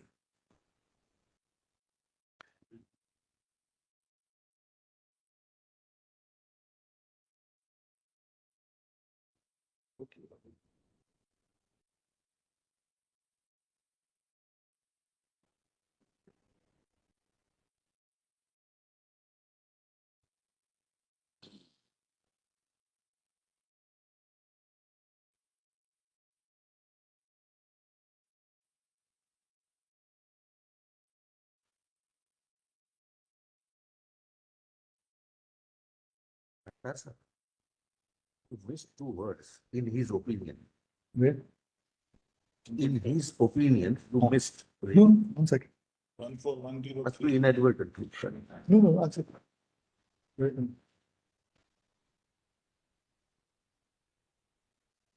Yes, which in his opinion, yes. Any bill which in his opinion were to become a law derogate the powers. I'm coming to that, in his opinion. Now kindly see.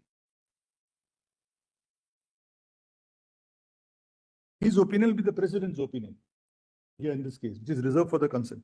Now, my lord, the point I'm trying to make is this. Under my entire submission is that the governor has only options, he has no discretion. That's my submission in terms of Article 200. And I make He has to exercise either of the three options. one of the three options. And He has no discretion.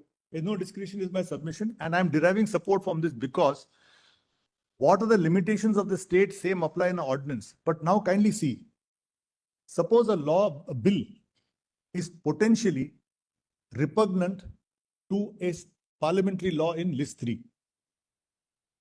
A bill is potentially repugnant to a contrary to a parliamentary law. Now, can the governor say that I will not assent to the bill because it is in the teeth of a parliamentary law? Now, my submission is the only ground on which the governor can suo motu refer the bill for the consideration of the president is the second proviso, where it derogates from the power of the High Court.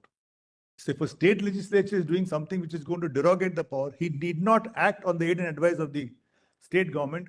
He can say that this is going to derogate from the powers of the president, of the High Court. Therefore, I'm referring it to the president. Second proviso is an exception to following the aid and advice of the cabinet. Now, kindly come to 254. Suppose, my lord, I'm giving an example, because if your lordship sees in the judgment of the two-judge bench, the reasons given by the governor was, if I pass this bill, it would lead to serious degradation in educational standards. Many bills were educational bills. So he has given comments as to why he is not giving assent to the bill, because that bill will be contrary to entry 25 of list 3, or it will be contrary to entry 66 of list 1. All that is given in the two-judge bench. Now, my submission is, even if the bill in the teeth of it, I gave the Maratha reservation issue, even if the bill in the teeth of it is repugnant, what happens is my submission. Kindly come to 254 now. Kindly come to 254.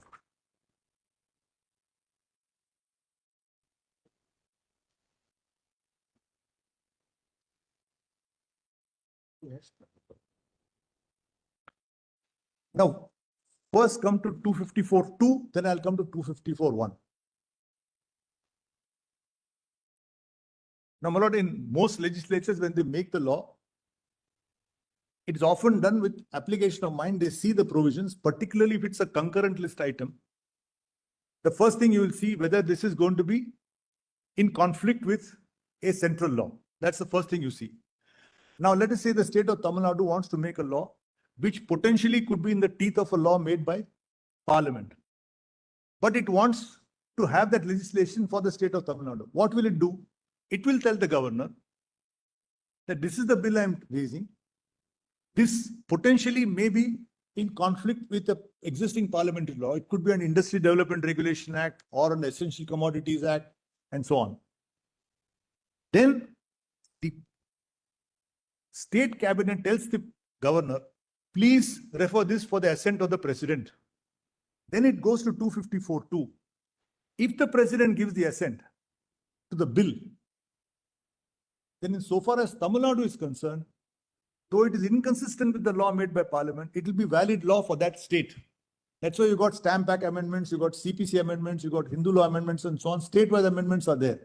Now kindly come to 254(2).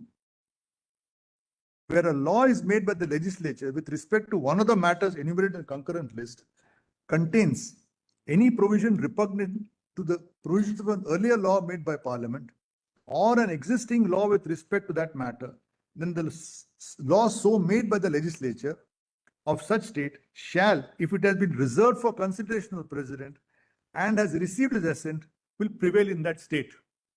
So the state legislature, the state cabinet can request the governor, please send this to the president for his assent so that this law in the concurrent list will prevail in Tamil Nadu or in Karnataka, or as the case may be. Suppose the state does not take the protection of 254(2), it makes a law. It says, I don't want the governor to refer to the president. Then it will run the risk of 254(1). Kindly see 254(1). If any provision of a law made by the legislature of a state is repugnant to any provision of a law made by Parliament, which Parliament is competent to enact, or to any provision of an existing law with respect to one of the matters enumerated in the concurrent list. So the state law can be repugnant to either a union list law or it can be repugnant to a concurrent list law. Then subject to provisions of clause 2, the law made by Parliament, whether passed before or after the law made by the legislature of such state, or as the case may be existing law, shall prevail, and the law made by the legislature of the state shall, to the extent of repugnancy, be void. But the point I'm making is, at the governor's assent stage, he cannot be a constitutional filter and say, no, I won't give assent to it because this law is going to suffer from. What you are saying is, state legislature is entitled to make a repugnant law. An invalid law. Valid law. Yes. Its survival depends upon operation of 254. Yes. And again, you again get the thing that a law will be valid unless it is struck down by a court. But the discretion, the question is the discretion. Yes. That the governor has under 213 for an executive legislation is unavailable for 200. Yes. The qualitative distinction is that under 200 it is passed by the legislature. Yes. Whereas under 213 it is executive legislation. Yes. Yes, exactly. Because it's an ordinance. Because the point is this, ordinance is made by the cabinet. It doesn't go through the assembly. There the bill may be defeated, may be passed, may go amendment, the debate discussion may take place. So here what happens, the governor effectively has an additional role to play to make a scrutiny and find in an ordinance. Will clause 1, 2, 3 apply? If 1, 2, 3 applies, then he will not promulgate the ordinance without the prior consent of the prior direction of the president. That's my submission. So 200, my submission is, whatever may be the nature of the law, because how did this matter come about? The reason the governor withheld the assent was he's saying that this Tamil Nadu Fisheries Amendment Bill is contrary to entry 66, is contrary to this law, contrary to that parliamentary law. My submission is no governor in the country can be a constitutional filter. No governor can take upon himself and pronounce upon the potential validity of the bill and decide. Because at the bill stage, it's a bill. I can, as Justice Narasimha put it, I can pass a good law, I can pass a bad law. I take the risk. 99% of the cases, my lord, normally a state legislature will not. That's why your lordship sees any constitutional textbook. The number of laws which are struck down are not even 2% of the total number of laws made. The court says there's a presumption of constitutionality. then the court tries to save the law, it may even read down the law. But to say that, the state legislatures will be some kind of a Wild West situation, they can make any law. If the governor is not a check, then there could be rogue laws being made. Is only a chimera, it's a mirage, it's not correct. On a constitutional principle, I can make a law in my competence, and sometimes what happens, the legislature may genuinely feel within my competence, but the court may say to the otherwise. We don't know. So that's my interpretation on Article 200. Now I come to the next part of my submission.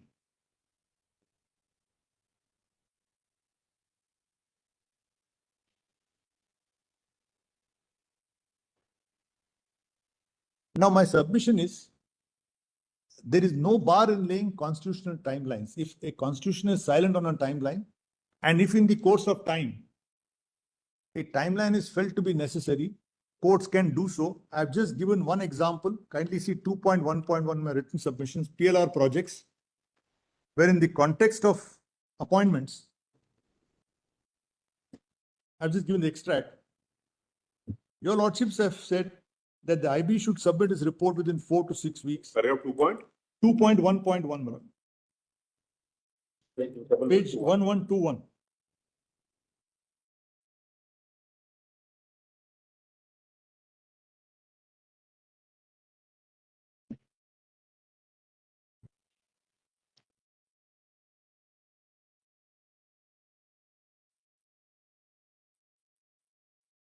Lordship will see in PLR projects, in the context of High Court appointments, the Supreme Court has said that the IB should submit its report within 4 weeks. Then how much time the central government should forward the collegiate within 8 to 12 weeks? Then how all those time limits have been sent back. Finally, it reiterates recommendation should proceed made within 3 to 4 weeks. Then kindly see 2.2. Dr. Rajendra Prasad in his address to the Constituent Assembly, while moving the resolution for adoption of the Constitution, stated that the gaps that are in the Indian Constitution must be filled by developing proper conventions in due course. And I'll develop this convention point a bit later. So my submission is, if tomorrow, my lord, there is a provision, your lordship has done it on the statutes. In so many cases, at least as a tax lawyer, where no time limit is fixed for taking revision proceedings. In Bhatinda Power Project, Justice Sinha in a very well-reasoned judgment said that though there is no time limit, I'm putting an outer time limit of 5 years. If you issue the notice beyond 5 years, is that. Restoration of land to Scheduled Caste and Scheduled Tribes Act. Yes, sorry, my lord. So Scheduled Caste and Scheduled Tribe Restoration of Lands Act. Yes. So no timelines were provided for making an application for. The Supreme Court read it that though no timeline is provided, application has to be made within a period of 5 years from. Yes, sometimes court says reasonable time, but lordship may see. Now those acts have been amended. Yes. To overcome those judgments. Raghavanatha. First is Raghavanatha, exercise of revisional jurisdiction under the land laws. And Celebrated litigation of Gujarat High very celebrated Patel Raghavanatha. And the court said when there is no time limit prescribed, it should be reasonable. And that reasonable period has been read to be 5 years. Some of the I will go one step further. Here in Raghavanatha, it was said 1 year, but that depends upon the statute in question. Number one, I would grateful. I'm saying sometimes the lordship may say go beyond reasonable and fix a time limit of 5 years, fix 3 years. Why keep it reasonable and keep it vague? Ultimately, the effectiveness of a law is its certainty and predictability. We are a large country of 28 states, 144 crore people are there. If Supreme Court lays down a law saying it is 3 months, 6 months, then there is complete clarity and certainty. Whether I'm in Meghalaya or I'm in Tamil Nadu or I'm in Karnataka. I'm just. This court tried any number of times this concept of laying timeline. Pardon me? There is a season of medical season. Yes. The time when we have laid down the law, that within a fixed time, no further admissions, all admissions will come to an end. Rumapal's order. Yes. This has led to, how much of litigation? True. No, there are pluses and minuses. Time after time, we have laid down timelines. Yes. and every year, timeline has every year worked there are applications after applications for extension. Keep on extending time again and again. It has created much more litigation than what it was earlier. But maybe in education. Learning from our own experience also. Correct. But in education, it has created problems. In tax laws, the justice system has worked wonders. I mean, it could be from law to law. What I'm now submitting is The question is whether the court can impose timelines. My first submission is Supreme Court has imposed timelines from time to time in statutory provisions. Constitution with statute also. Pardon me? Constitutional provisions stand on a completely different Yes, my footing from submission, that of a statute. my submission, I agree, Lord. But the point is, suppose the Constitution has not, in the initial draft, have not prepared a timeline. My humble submission is, in the case of constitutional interpretations, your Lordship can always come to it. Take the basic structure from Shankari Prasad and Sajjan Singh, where you said that the power of Parliament is untrammeled. That is the word used. How much you are Because of pushing time. courts to do this? Pardon me? We'll have state governments filing applications saying Yes. that we need some more time. And these applications will go to under 226 before the high courts. Yes, I'm not saying. And on the other hand, you will have applications by stakeholders saying that the time is coming to an end. Don't grant more time or give it a mandamus. Our fear is we are dragging the court into a situation where the legislative process is getting completely monitored and controlled through the processes of the court. Lord, can I? We are not at any point of time saying that there is expediency and there is a requirement for legislative process to be completed within a time. Lord, But to fix it on a time schedule, the biggest risk court takes more than anybody. Lord, I'll put, we are concerned with Article 200. Lordship will just visualize Article 200. We'll forget education, taxation, land acquisition. Let's take Article 200. Lord, the draftsman has made it as soon as possible. He has given a clear hint that as soon as possible. Now, I ask myself the question, if as soon as possible is creating problems in a working situation, where, as just Mr. Venugopal said, in 23 states it is done immediately, in 5 states it is taking 6 months, 7 months, 2 years, 3 years. I'm asking the question, my lord, what is the power of the court to say as soon as possible shall mean an outer limit of 6 months? What is wrong with that? And what the court has not said, you must do it within 6 months. That's not what division bench says. Division bench says, if you don't do within 6 months, you can come to court for redress. That's what the division bench says, the 2-judge bench. But I am putting a proposition for Lordship's kind consideration.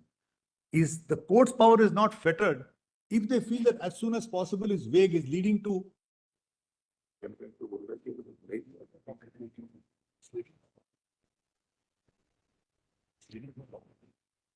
Sorry, bro. We are only answering the question, so. No, I'm not. So I'm just saying what in the light of what Justice Narasimha said, in a constitution should be what can be done in a statute. Can it be done in the constitution? My submission is if as soon as possible was not there, then it was a completely different cup of tea. But where Parliament has said as soon as may be possible, they've used it in 62 election of a president, 68 election of vice president. They've used it in Schedule 6. So whenever they said as soon as possible, suppose during the working of the constitution you realize Respect to such an expression, the courts will still have jurisdiction. yes, You can't have a constitutional logjam. And Yes. just because those words are there, it doesn't mean that we have a problem. no, It depends on. No, I'm saying that I'm putting it this way, Malone. There is a law, which is the statute. There is an interpretation put by your lordship. The law is X, your lordship's interpretation is Y. X plus Y becomes the Article 141 law. Ultimately, the statute says something. Your lordships interpret that particular statute. Now, your lordship's interpretation on that particular provision as to what may be reasonable, what is the outer time limit, read both together becomes the law under Article 141. I am saying that this need not be a Article 142 power at all. Suppose your lordship finds as soon as possible. I am asking myself the question, however complicated the law may be, do you require 3 months to give a message? Even if as soon as possible was not there, still the governor would be expected to act in a particular time, Yes. in a reasonable time. Yes, yes. Correct. So, Even if as soon as possible was not there, as soon as possible says, all right, expediency is there. Without that, those words phrase also, there would be some expectation within a reasonable time, Yes. a normal behavior yes, yes. from a governor to, Yes. when a bill has come to him, he has to do something or the other. I'm building upon what your lordship is saying. I'm saying that when the constitution makers made it 6 weeks, made it to as soon as possible, they always contemplated a definite timeline. It can't be kept endlessly pending. And why? Because I've been elected on a particular mandate. So tomorrow, Tamil Nadu government may want to impose prohibition. The governor may say, no, this is not a good law. I'm not going to implement it. You can't do that. Can't. So my submission Can't is, test the validity of the law. The government cannot test the validity Yes. of the bill, yes. so I'm To only the saying, correctness of that bill. yes, I'm only putting as a proposition of law, if as soon as possible, the highest court of the land interprets say, as soon as possible will mean a period of 3 months, a period of 6 months. I'm not saying there's anything unconstitutional about It it. would be an urgency, it would require 24 hours for the governor to act. Maybe, it may be. Some disaster is there, tsunami takes, Correct. some. Whatever. Or as Mr. Venugopalan put it, there is a money bill and there's an appropriation bill under Article 114. Now, money bill is under 111, appropriation bill is under 114. Can you stop appropriation bill, pass the money bill and don't do the appropriation? Well, ultimately, There what, could be situations, depending. Lord, all these are components of a well-oiled engine, which is the government. Everything has to work together. You can't have one particular component not working in sync or harmony with the others. Otherwise, everything will break down. And what the Constitution contemplates is all of them work to the common goal of a particular government. A government has been elected. It has got the mandate of the people. The governor has to respect that mandate. That's all I'm saying. I'm answering my lord's question that can we impose a time limit in Constitution? My answer is yes. Lordships can. If lordships can lead basic structure into the Constitution, lordship has led substantive due process into Article 21. Why can't the lordship fix a time limit? If the lordships can go so far as to bring in substantive due process in 21, overrule A.K. Gopalan, why not? Then lordship first said 14, 19, 21 are separate.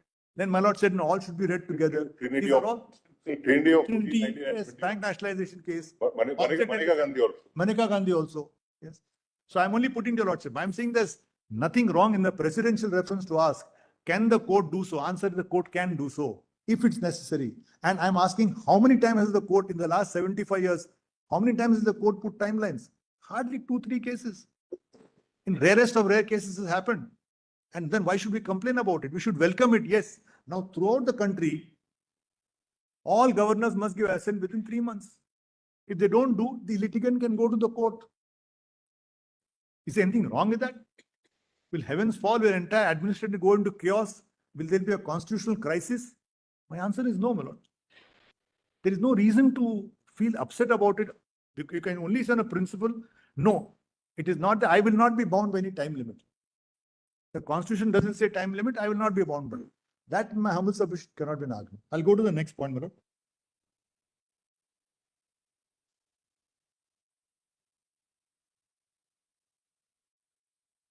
Then my submission is, I've taken the plea of constitutional trust, which has not been taken. The submission. Yes, Roman 3. My lord, in 2.3, I'll read.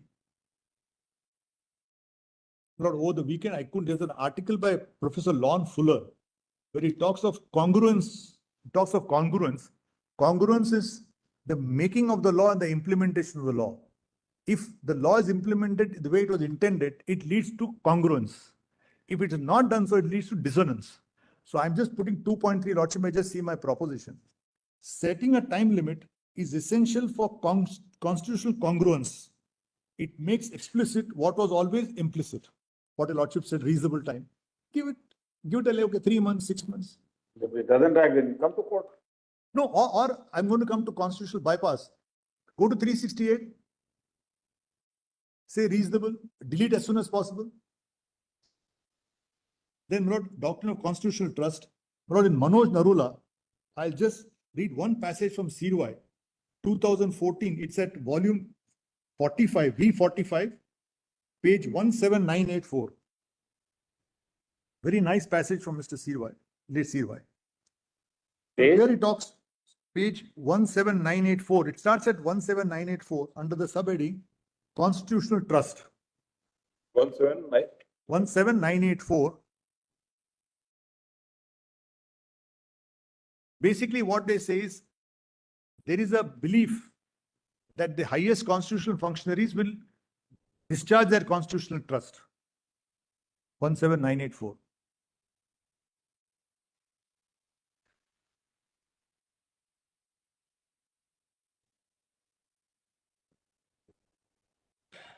Starts from 17934. You are reading at page? 17984. And if your lordship permits me, my lord, I'll just read to 17983, para 82, which is the next point I made. I read para 82, Mala.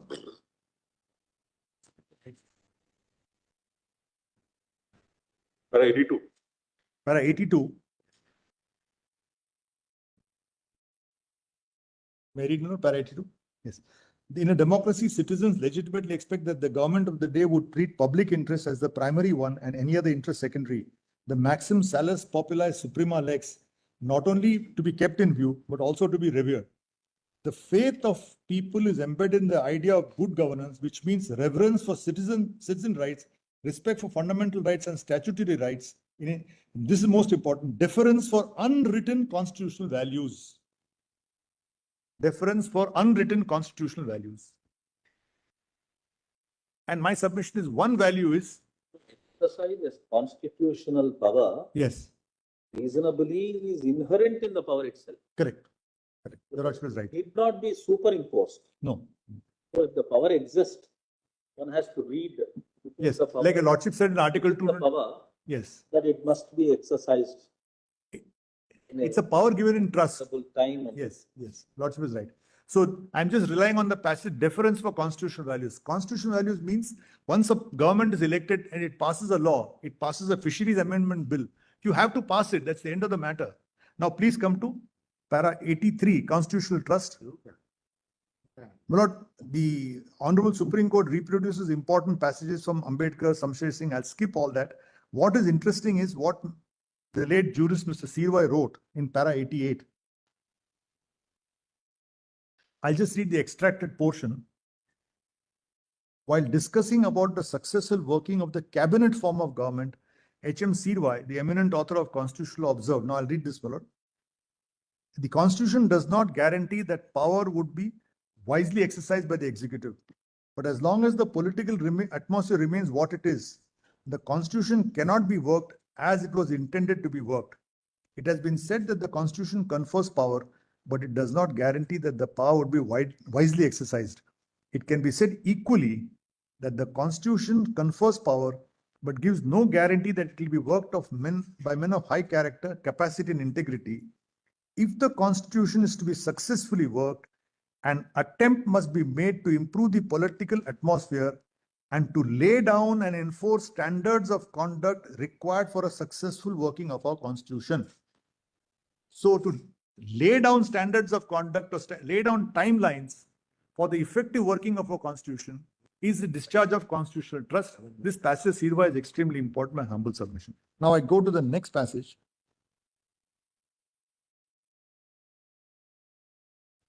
Please come to 3.4. I have extracted from Sivanandam. This is High Court of Kerala. It was in a different context. But I'm relying on all these things to say that these timelines or these things which I've mentioned are nothing wrong, nothing unconstitutional, nothing warranting a presidential reference as such. In C.T. Sivananda was High Court of Kerala. I'm reading 3.4, Milord. It was held in paras 44 and 45. In a constitutional system rooted in the rule of law, the discretion available with public authorities is confined within clearly defined limits. The primary principle undermining the concept of rule of law is consistency and predictability in decision making. A decision of a public authority taken without any basis in principle or rule is unpredictable and is therefore arbitrary and antithetical to the rule of law. The rule of law promotes fairness by stabilizing the expectations of citizens from public authorities. The principles of good administration require that decisions of public authorities must withstand the test of consistency, transparency, and predictability to avoid being arbitrary. So now, my Lord, what is important is the consistency and predictability in decision making. As somebody said, not taking a decision is also a decision. So the point is, once the bill is presented, if the Supreme Court has enforced a particular standard, I think it's completely in consonance with our constitutional values and our constitutional provisions to make the cabinet system of government work. Otherwise, the cabinet system fails. You have an elected government, they form a cabinet, but they can't pass a law. It's a logjam, it's a constitutional deadlock. Now, the very important point I want to make is this judgment of natural resources in my humble submission, is, with all humility, my lord, does not lay down the correct law is my submission. Natural resources. That was your lordship saw in the aftermath of the 2G case. It has already been cited. Where I feel the judgment is incorrect and it is contrary to Indra Kerala Education Bill, is that it says that under Article 143, if a lordship is exercising advisory jurisdiction under 143(1), your lordships can evaluate and clarify another judgment, an earlier judgment. That's a very, very serious proposition to ponder. In an advisory jurisdiction under 143, can this court evaluate and clarify what is the law? I am saying that the judgment is incorrect. It is per incurium because it is contrary to what Chief Justice Das said in Kerala Education following Lord Spence. And it is orbital because in that case, the Attorney General said we are accepting the 2G judgment. We are not questioning the correctness of the 2G judgment. The Lordship sees the questions. In fact, what we have done is kindly come to, where is the chart? Lord, my friends have prepared a chart of all the 15 references which have taken place with paragraph numbers, what is held, etc. Please see that they have done a very marvelous job. 1126. Yes. Page 1126. Volume? Same volume. 2.8. Same volume.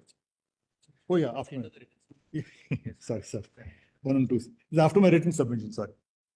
Now, my lord, kindly see, from Indra Delhi Law's case, they have gone into what is the issue, what were the questions referred, what was answered. I am concerned with Indra Natural Resources, which comes at page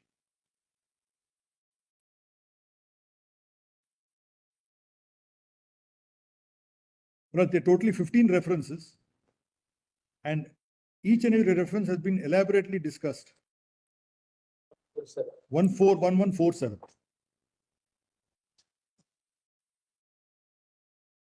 The Lordship knows, all of us know this 2G, all the licenses were cancelled.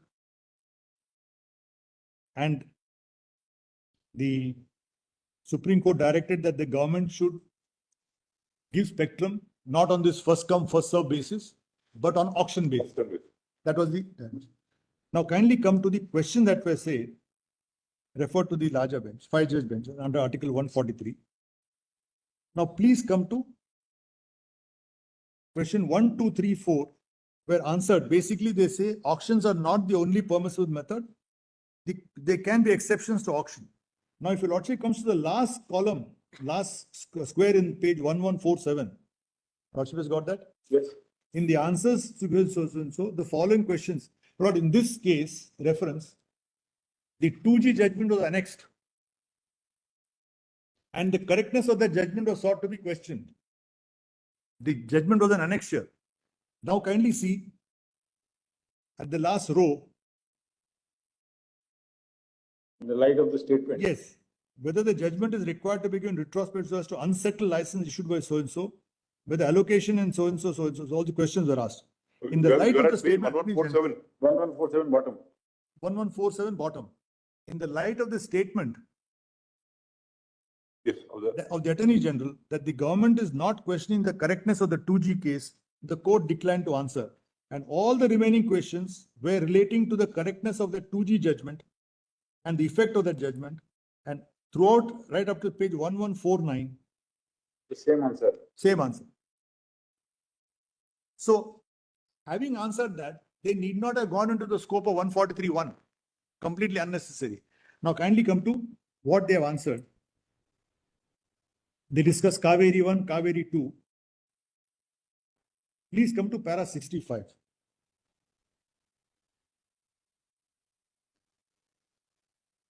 At 1151.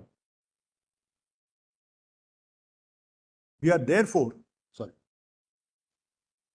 Yes, this is on the scope of 143(1).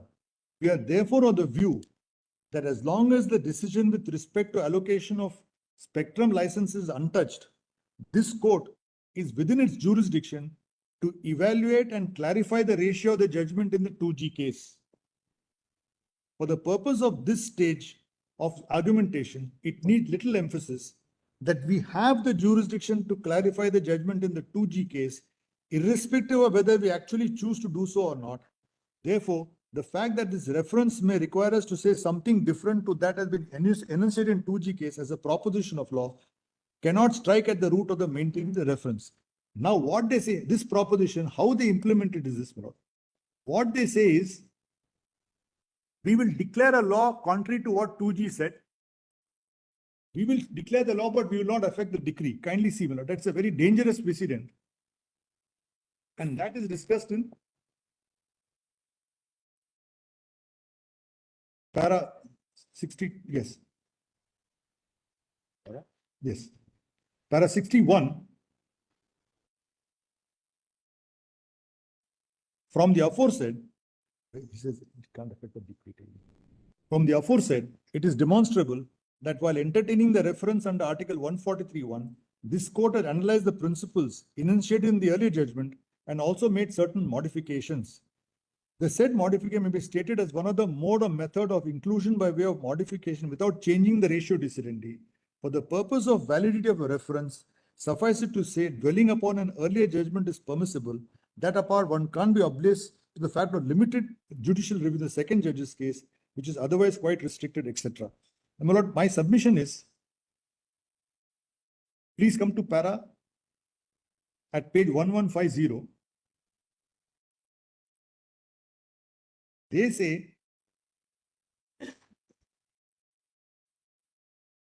kindly come to this last but one paragraph, the second limitation. Lordship has got that at page 1150, because this is seriously problematic, my lord. And subject to what the Lordship says, this cannot be the jurisdiction under 143. Kindly come to page 1150. The last but one paragraph, Lordship will say underline starts with in fact. Lordship has got it. In fact. In fact. Overruling. Yes, in fact, the overruling of a principle of law is not an outcome of an appellate jurisdiction, but a consequence of its inherent power. This inherent power can be exercised as long as a previous decree vis-a-vis inter partes is not affected.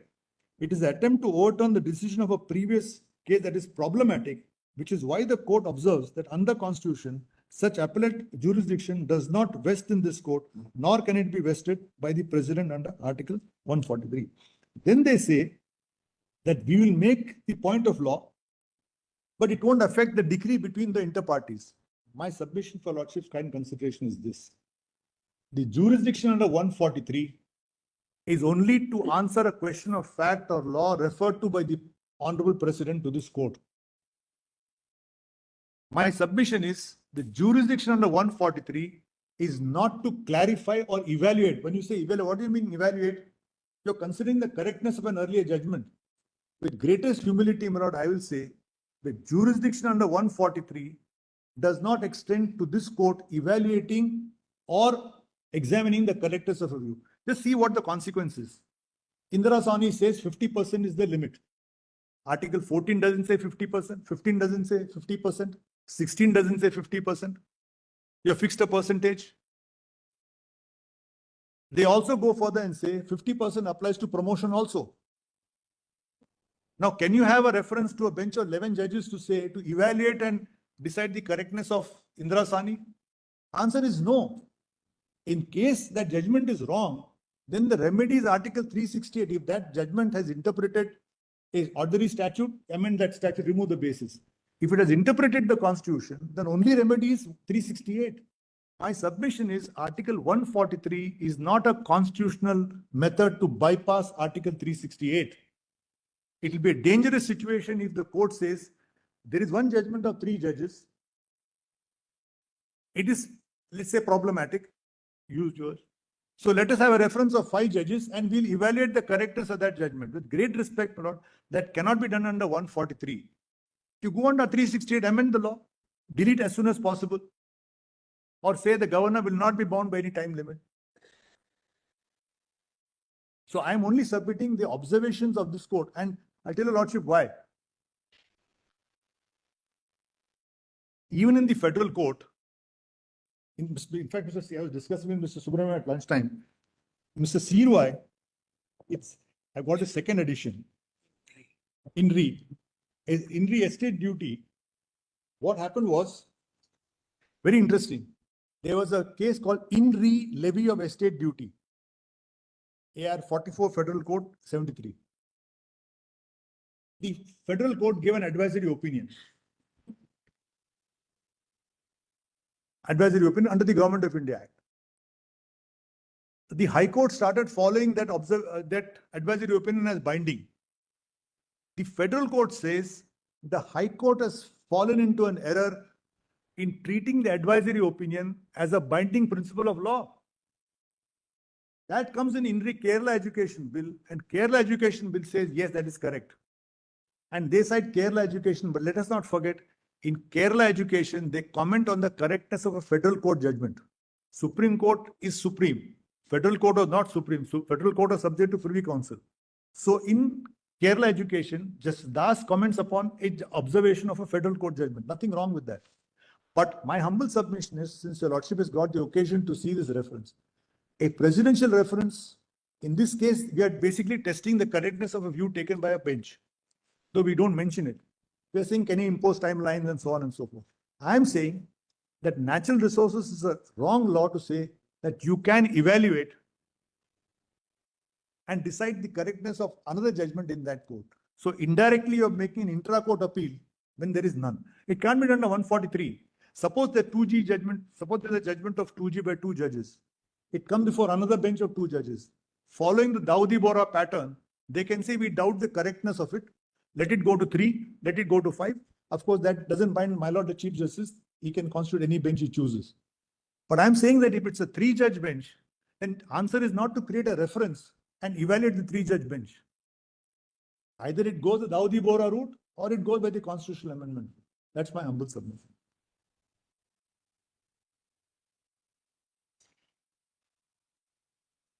Yes. Now, coming back to my submissions. I was at page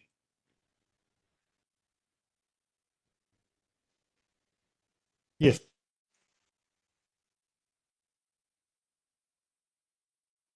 Please come to 4 point. But at 11:24, I'll just read that paragraph and just to reiterate what I said.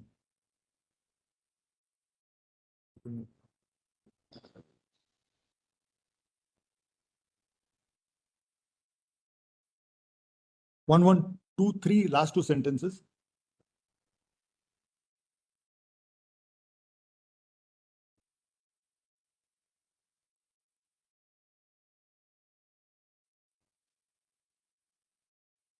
May I continue? 1, 2, 3, last 2 paragraphs, last 2 sentences, and I'll go on. And only one more point on constitutional conventions.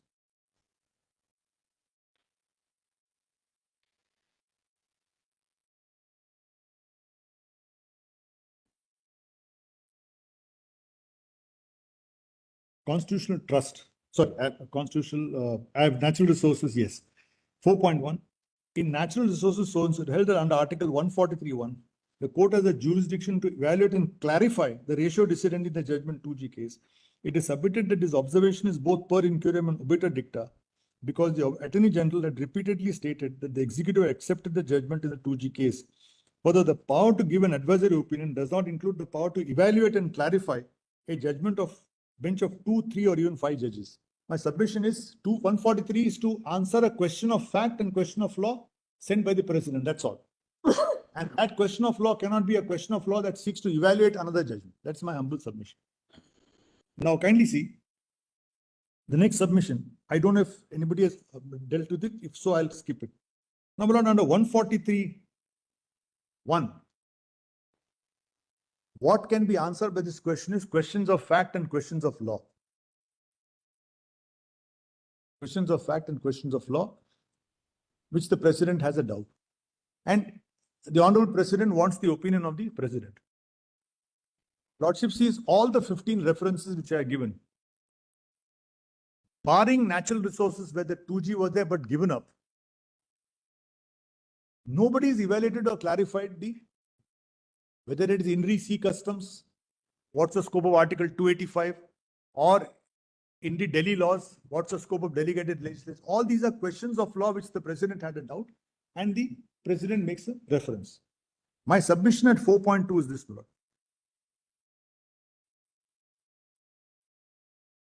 Now, question of law is there in CPC, substantial question of law. In every tax statute, there is a question of law. High Court only on questions of law. And I was surprised to note, my Lord, that under section 100 before 76, there was no reference to question of law. That was only in section 109. But in 100, they introduced substantial question of law. Meenakshi Mills, Justice Venkatramaya has discussed at elaborate length what is question of fact, what is question of law. I am not on that. I am on the point that if the Supreme Court has delivered a judgment on a statutory provision or a constitutional provision, then that is the law declared under Article 141. My Lord will see the presidential reference in this case. The questions referred are issues framed by the two-judge bench in this very case. For example, the first question which is there, what are the constitutional options? Issue number 1. If a lordship takes question number 2, it's issue number 4. So I'm putting a proposition of law. If the Honorable Supreme Court, because it's a what they call polyvocal court, you can have bench of 2 judges, 3 judges, 5, but whatever it may be, it is Article 141.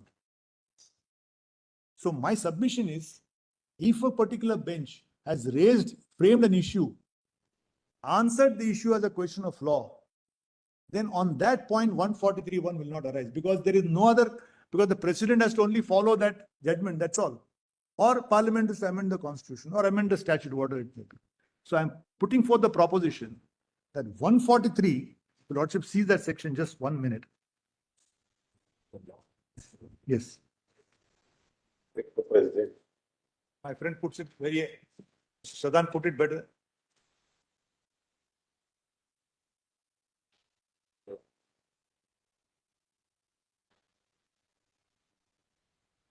Sorry. My friend Mr. Farasar put it quite well. He said, once the question of law is answered, it's no longer a question, it is the law. Then there is no question of law. It says, if any time it appears to the question that a question of law or fact has arisen or is likely to arise, if such a nature. If a question of law has arisen and it has been answered by the court, then 143(1) will not. Sorry, man.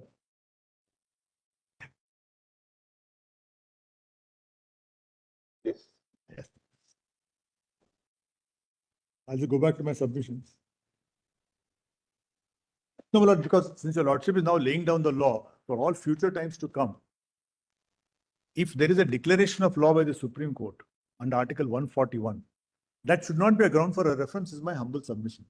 We did not come to argue as a preliminary objection that the reference is not maintainable. We have been hearing on all the 13 questions. No, I was told your lordship said did not go to maintainability. So I'm not saying it's not maintainable. No, we have heard on the maintainability. Nobody argued, Manoj, on that side, this side. All It right. was argued. I didn't want to interrupt, but Yes. it was raised. No, I'm only saying that the reference is there. What I'm submitting is, if the question... You are not on maintainability. I'm saying that if one question referred to the Honorable Court has been already answered in a judgment, it can no longer be a question of law. That's my submission. So suppose there are 12 questions, hypothetically, and 6 questions have been answered in a judgment. Those cannot be the subject matter of 143(1) is my question. Because there could be some questions which are open. That's why I'm not getting into, but I don't want to be hyper technical. Today we have to answer a very important issue on reference jurisdiction. And whatever law your lordship lays on is going to be there for the next 15, 20 years. That's what I'm submitting. So my submission is, because what the president refers are questions.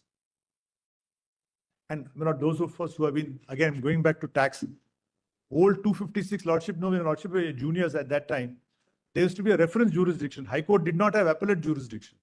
It will go to the High Court for the reference as an opinion. Based on the opinion of the High Court, assessment order is then passed.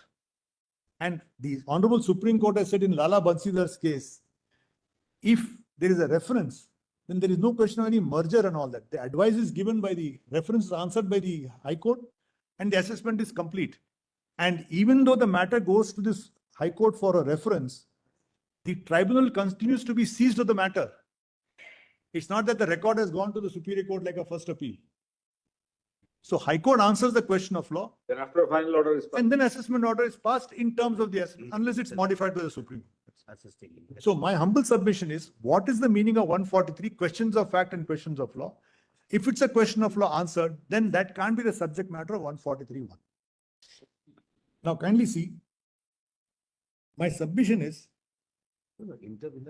paragraph 4.2, once the president will require an opinion only on a question of law on which there is a doubt. 4.2, just 2 minutes. Once a judgment is delivered, the only way its basis can be challenged is by a constitutional amendment, Article 368. That is slightly, if the judgment is on a constitutional article. That's why I said, Indra Sani, the Supreme Court said 50% is there. They also said 50% will be for promotion also. What did Parliament do? 77th Amendment, 16(4)(a). Promotion will not be, 50% won't apply to promotion. Indra Sani said that the reservation will not apply to promotion. 50% limit applies to promotion also. Indra Sani said that No, not promotion. It's not apply to promotion. So it will apply to this thing. it applies only to appointment and not for promotion, and therefore the 16(4)(a). 16(4)(a) amendment came. Similarly, carry forward rule. They said the reservation will not take into account that carry forward rule. That also was. So I'm only submitting. You could not evaluate and correct. It's for the Parliament to correct, accordingly. So that by constitutional amendment. It's by constitutional amendment. Yes. If they want to overcome the judgment of the revision bench, they can't do it by way of reference. Because it's a 360. The only way available to them is by way of the constitutional amendment. Because they've interpreted the constitution. That's why the Maratha reservation which we succeeded on 2 rounds, because it can't be done by a Maharashtra Legislative Act. That 50% limit can't be crossed by a Maharashtra law. Now again, my friend argued on this adding to the list of scheduled castes. That is again going on before Bombay. Which one? Bombay High Court. I concluded my arguments, Bharat. No, again, 4th round is coming after the recent. We both of us were there. Both of us were there in Bombay and then Supreme Court. Full bench. Then, my lord, it came to Jayashree Lakshman Patil here, and where, my lord, one the bench held that under 342, the state can't amend the list. Again, the constitutional amendment. What is your answer to 145(3), which requires that any question with regard to interpretation of the Constitution has to be heard minimum by 5 number of judges? My submission is, please see the provisor to that. Please see the provisor to 145.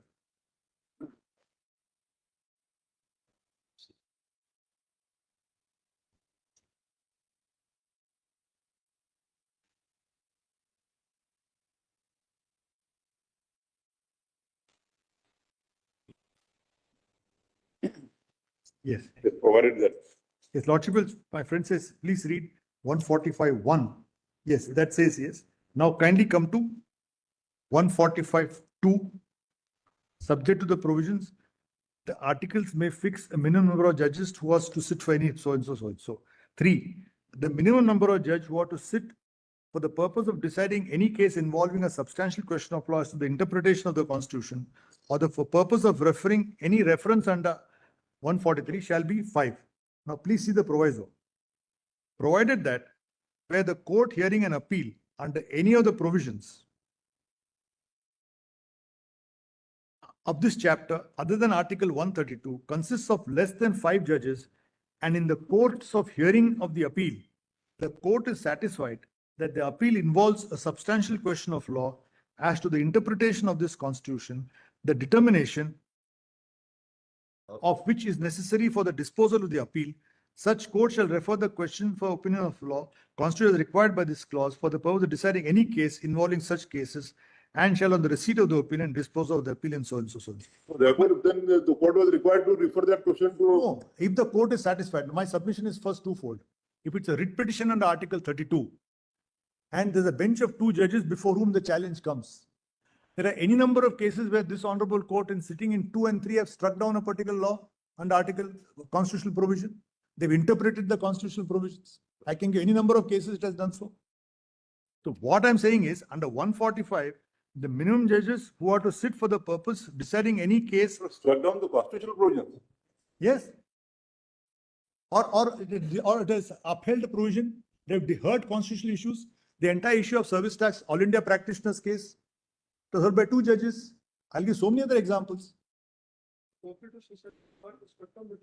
cooperative society was struck down by 2 judges. Remember, this 145.3 has come at a time when the Supreme Court used to hear all matters en banc, 5. Now, over a period of time, One it's of not. the cases, request was made that refer it to the larger bench. Which one? Here, the learned AG did make a request. But if it is not, the way I referred to the proviso was, the court hearing the appeal, let's say the appeal can be an Article 32 petition. Suppose the reason is made that this matter should be referred to 5 judges. And the court says, no, not necessary to refer to 5 judges. Jai Shri Lakshman Party, 3 judges, right? 5 judges. No, no, 5 judges. which are heard by, Nageshwar Rao, Hemant Gupta and 3. I think your lordship also know. It's 5. Hemant Gupta and Ravindra. It's 5 judges. Ravindra. Five judges. It is One judgment. appeared through virtual The hearing. next to round, improve it. the next round came. What we argued was this was thought to be referred. We argued that since the matter is already concluded, though it involves interpretation, there is nothing further to answer and so on. So I'll give any number of cases where 2 judges benches, 3 judges benches have heard matters of constitutional interpretation. And in any case, Just one- at best, it can't be an illegality or fatality. Ashok Kumar Thakur, which is 2007, 6 SEC page 1, if I'm not wrong. Before it was Last referred, number. right, 2 judges to 5 judges. The 2 judges stayed section 6 of the Reservations, Central Reservations Act. By 2 judges. And I would submit, Lord, to answer 145.3, my proposition is this. Sorry. I'll put it for Lordship's kind consideration. 145.3, over the years, 145.3 is not taken as a necessary mandate. Not constituting a 5-judge bench is not an illegality or irregularity. When a specific request is made to a bench, that these matter requires interpretation of constitutional provisions. Anyway, we are not sitting in an appeal. So Yes, understand. They go for a review. Go for a review. You review curative, whatever it may be. No, I'm only saying that you can't take up at now in 2025 and say a bench of 2 judges decide a constitutional provision. They have not struck down any particular provision. They've only said, please see the judgment below. What have they said? They've interpreted, Lordship, see the particular judgment also. Have they struck down any particular provision? No. They have said it should be done in 3 months. If it's not done in 3 months, you can approach the court. And kindly see, and deciding petitions to the law. You can't come with.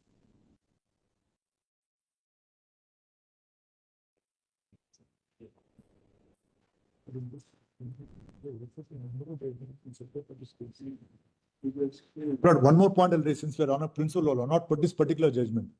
Now the question is, suppose tomorrow I file a writ petition challenging a particular provision, or from the Madras High Court or High Court it comes on appeal. It involves a question of law. I raise an objection saying it should be heard by a bench of 5 judges. A bench of 5 judges. I raise an objection. Suppose the court feels that yes, it requires interpretation, yes. Now in this case, it should be a case involving a substantial question of law as to interpretation of the Constitution. Suppose the court is going to rely on a series of precedents and decide. It may feel it's not necessary to go to 5 judges. I've got enough case law to take a decision on that particular point of time. I'm only saying that let's not create a situation. Otherwise, we will not be able to decide many matters because everything will wait for 5 judges.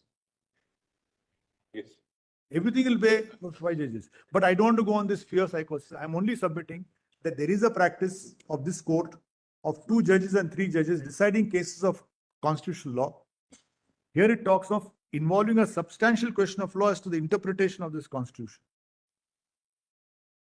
My humble submission is, this court has only said as soon as possible is equal to 3 months. That's all. Nothing.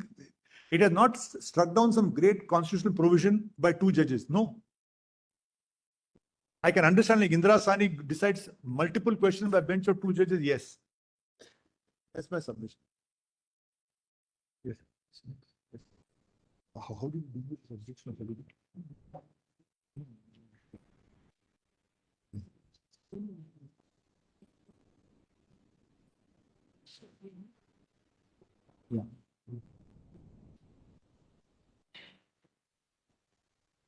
Yes. And one more thing, my lord.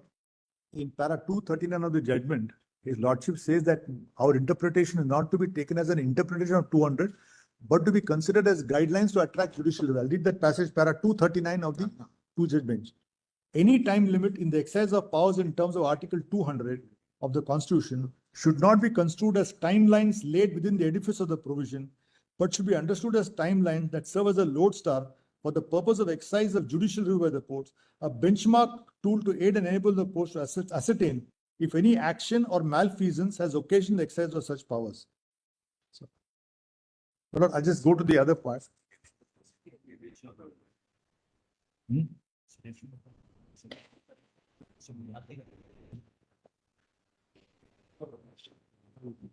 But then your lordship will have to frame a question that if a question of substantial import of constitutional interpretation comes, substantial question of law, constitutional, should it be heard by a bench of 5 judges? If that is the answer, then we are going to have a question where there will be a threshold limit first deciding. Is there a substantial question of law? If the answer is yes, it has to necessarily go to 5 judges. If your lordship feels that should be there, so be it, my lord. Now kindly come to, but I'm only submitting that could lead to serious problems of areas in the long run. Now, kindly come to 4.3. A chart is annexed which sets out the details of 15 references under Article 143(1). There has never been a reference to take up a question of law which has already been answered. Chart containing details of all 15 references is marked as Annexure 1. Now I come to my final submission on constitutional conventions. Now, my lord,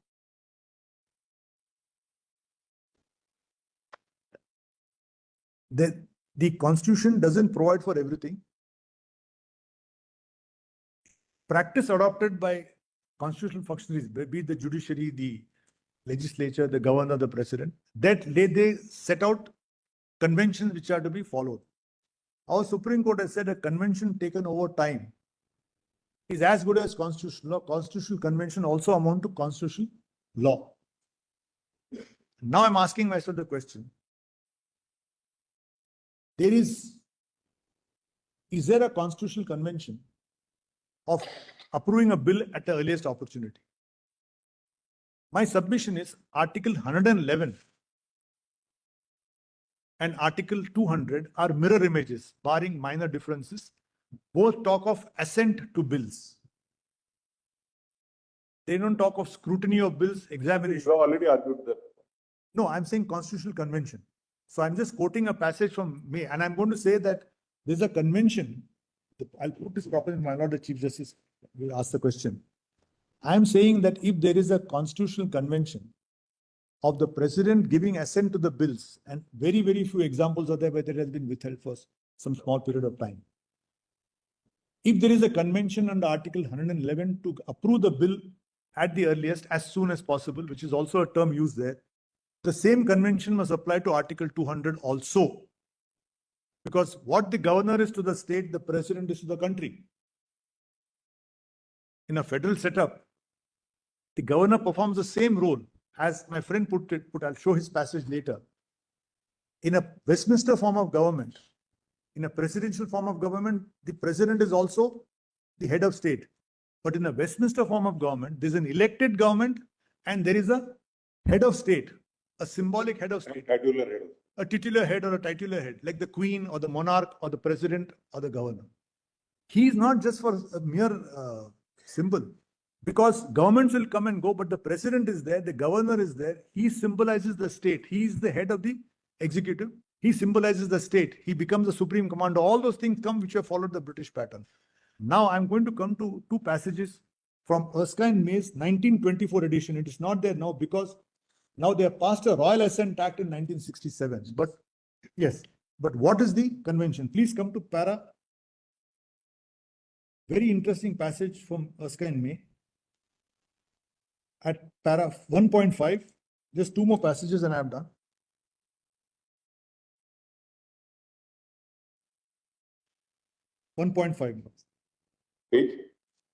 Page 1120.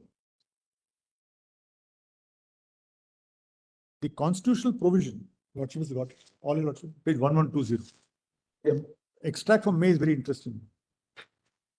The constitutional provision to grant assent has been borrowed from the Westminster model. The royal assent is to only complement and perfect the law. The following passages in Erskine's Min's Treatise of Law, Privileges, Proceeding, Usage in 1924 are important. Page 430. But I've extracted that page also. When bills, either public or private, have been finally agreed to by both houses, they only await royal assent to give them, as Lord Hale says, the complement and perfection of a law, and from that sanction they cannot be legally withheld. Now 433 is even more important. The form of words used to express denial of royal assent would be le roi assuera. Assuera means the king withholds, the king is going to consider. That's the French term used before 1967. The necessity of refusing the royal assent is removed. Now this is very important.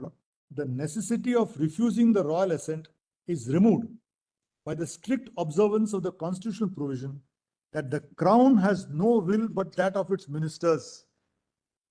Aid and advice. The crown has no will but that of its ministers, who only continue to serve in that capacity so long as they retain confidence of power.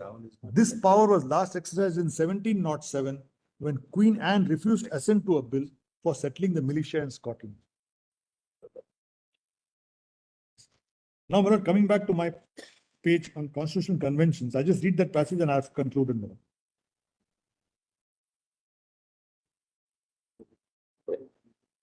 Para 5.1. Just read this. Just 5 minutes more. The grant of assent by the president is set out in Article 111.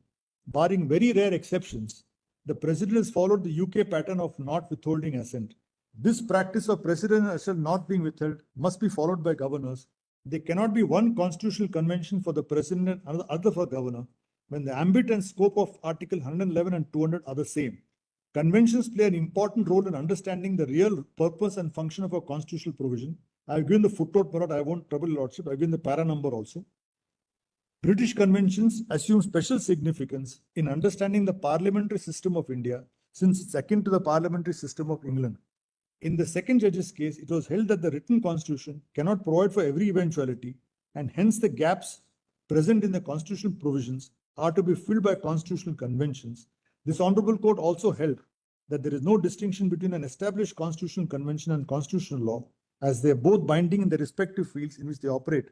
When it is established that constitutional convention exists, it would be enforced in a manner similar to constitutional law.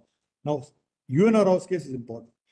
Article 111 and 200 place a president and governor in the same position as the king/monarch of England.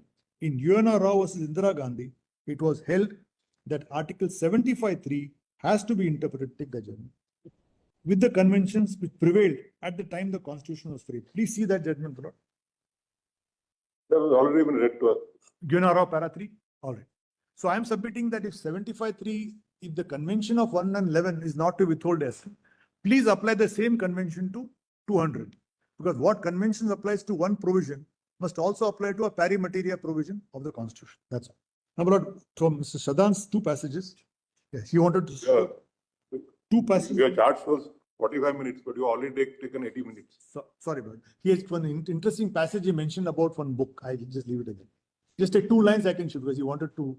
I'll read that one. What just permit me.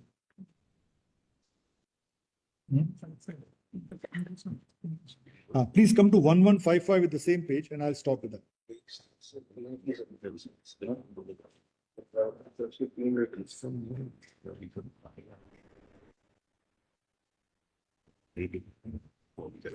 Yes. Please come to page 1156.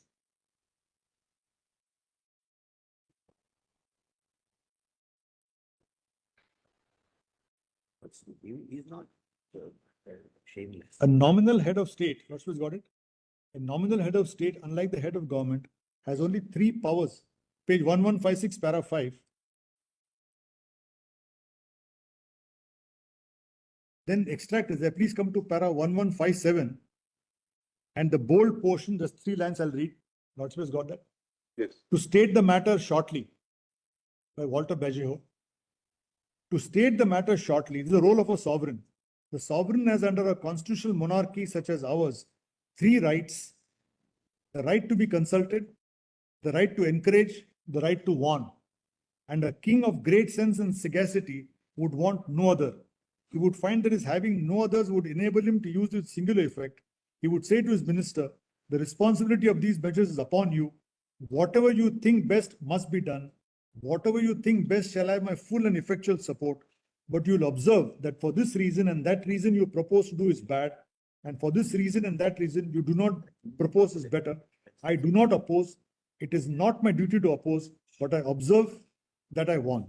So the role is the right to consult, right to be consulted, the right to encourage, the right to warn. Therefore, my humble submission is, my lord, as far as this reference is concerned, all these questions have been answered, and the points that have been raised, since they're already questions of law answered, these questions need not be answered under Article 1, should not be answered under Article 143(1). Particularly that in the natural resources is the most problematic judgment of saying under 143, a referral bench, an advisory bench can evaluate and clarify a law would be very dangerous, deeply obliged.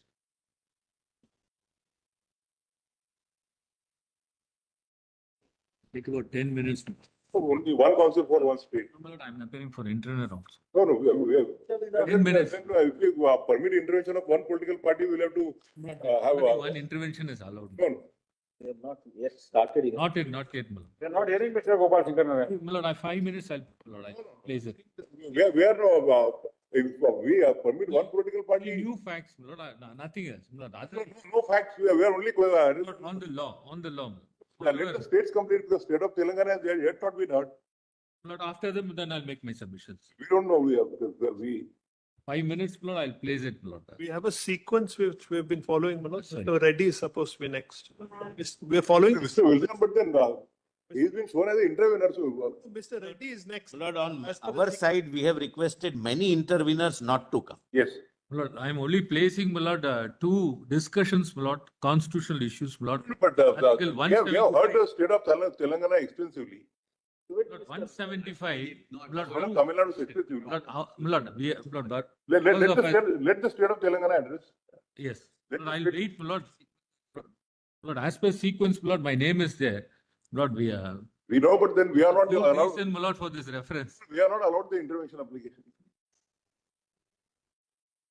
Lord, we are the sole reason for this reference. My lord, Maybe, but then state of Tamil Nadu has opened the argument.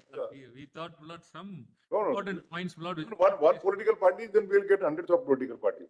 Lord, one intervention is already allowed, my lord. That's why Sir Gopal Sankaranarayan is appearing for them. Who?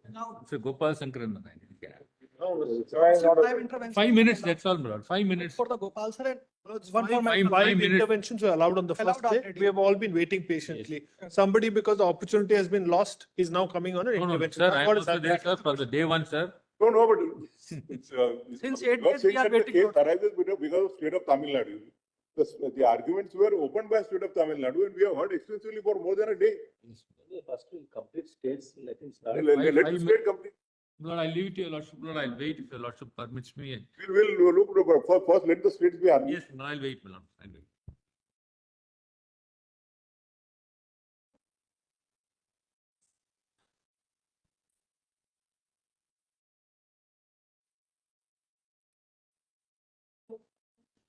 I have filed my submissions.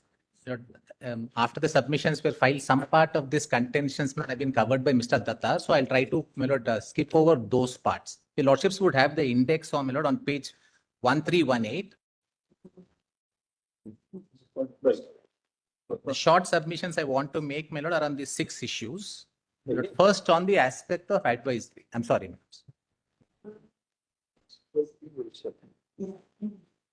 And where is yours? My lord, volume 212. Page 1318. Yes, ma'am. Starts from 1317. But at 1318, my lord, I've just indicated the headings under which. Yours starts at 1317. That's correct, my lord. Before that, it is probably Mr. Wilson's note, 1309. The same compilation. Yes. Yes. Lord, 1318, I've just indicated the headings in which I wish to assist your lordships very quickly.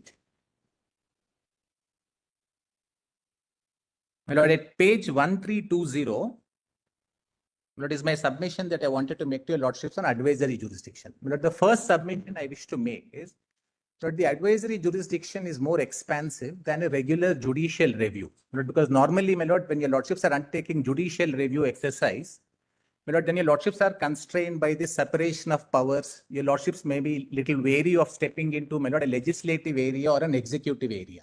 Because, my lord, those are separate organs. But in an advisory jurisdiction, what happens is, your lordships are now invited by the president, asking your lordships to give legal advice on what the president and the governor should do ordinarily, which is done in the legislative or executive space. But one of the questions is, can a bill be commented upon before it becomes law?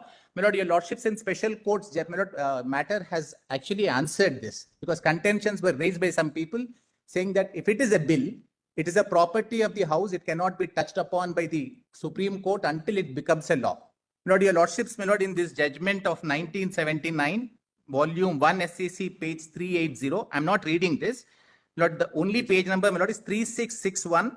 Your lordships have answered that even a bill, before it becomes a law, while it may be in the legislative space, if the Honorable President has sought a reference under Article 143, but then on aspects on the legality of the bill, since they are asked by the Honorable President, they can be commented by the Honorable Supreme Court. So, my lord, if my lords would kindly have page 131. Where is that judgment? My lord, that judgment, my lord, is at page 3661. Mr. Datar had cited it. Volume 5.9. Which one? My lord, this is special courts reference. My lord. Chief Justice Chandrachud's passage. Yes. But I'll invite my lordship's attention because I just have a couple of points to make on this. Now at page 1320, my lord, in this first part, my lord, this para 1.1 to 1.4, 1.3 are the, my lord, points I just made for your lordship's consideration. Since it is at the invitation and indication of the Honorable President requesting this Honorable Court to explain as to what is expected of a governor or a president under Article 200 and 201, my lord, your lordships would now be advising, my lord, the President and, my lord, through the President to the governor as what is to be done in terms of the expeditious matter in which they will have to conduct the matter. So normally in a judicial review, the two-judge bench in state of Tamil Nadu possibly was wary. It was cautioning itself and it was saying that this time limit is imposed by us only to act as a lodestar for any judicial review action to be filed. But, my lord, now the doors have been opened wider because, my lord, if your lordships looks at this in a sterile, non-confrontationist manner, your lordship said facts will not be looked into. Pure constitutional principles, my lord, will guide your lordships when your lordships are answering this.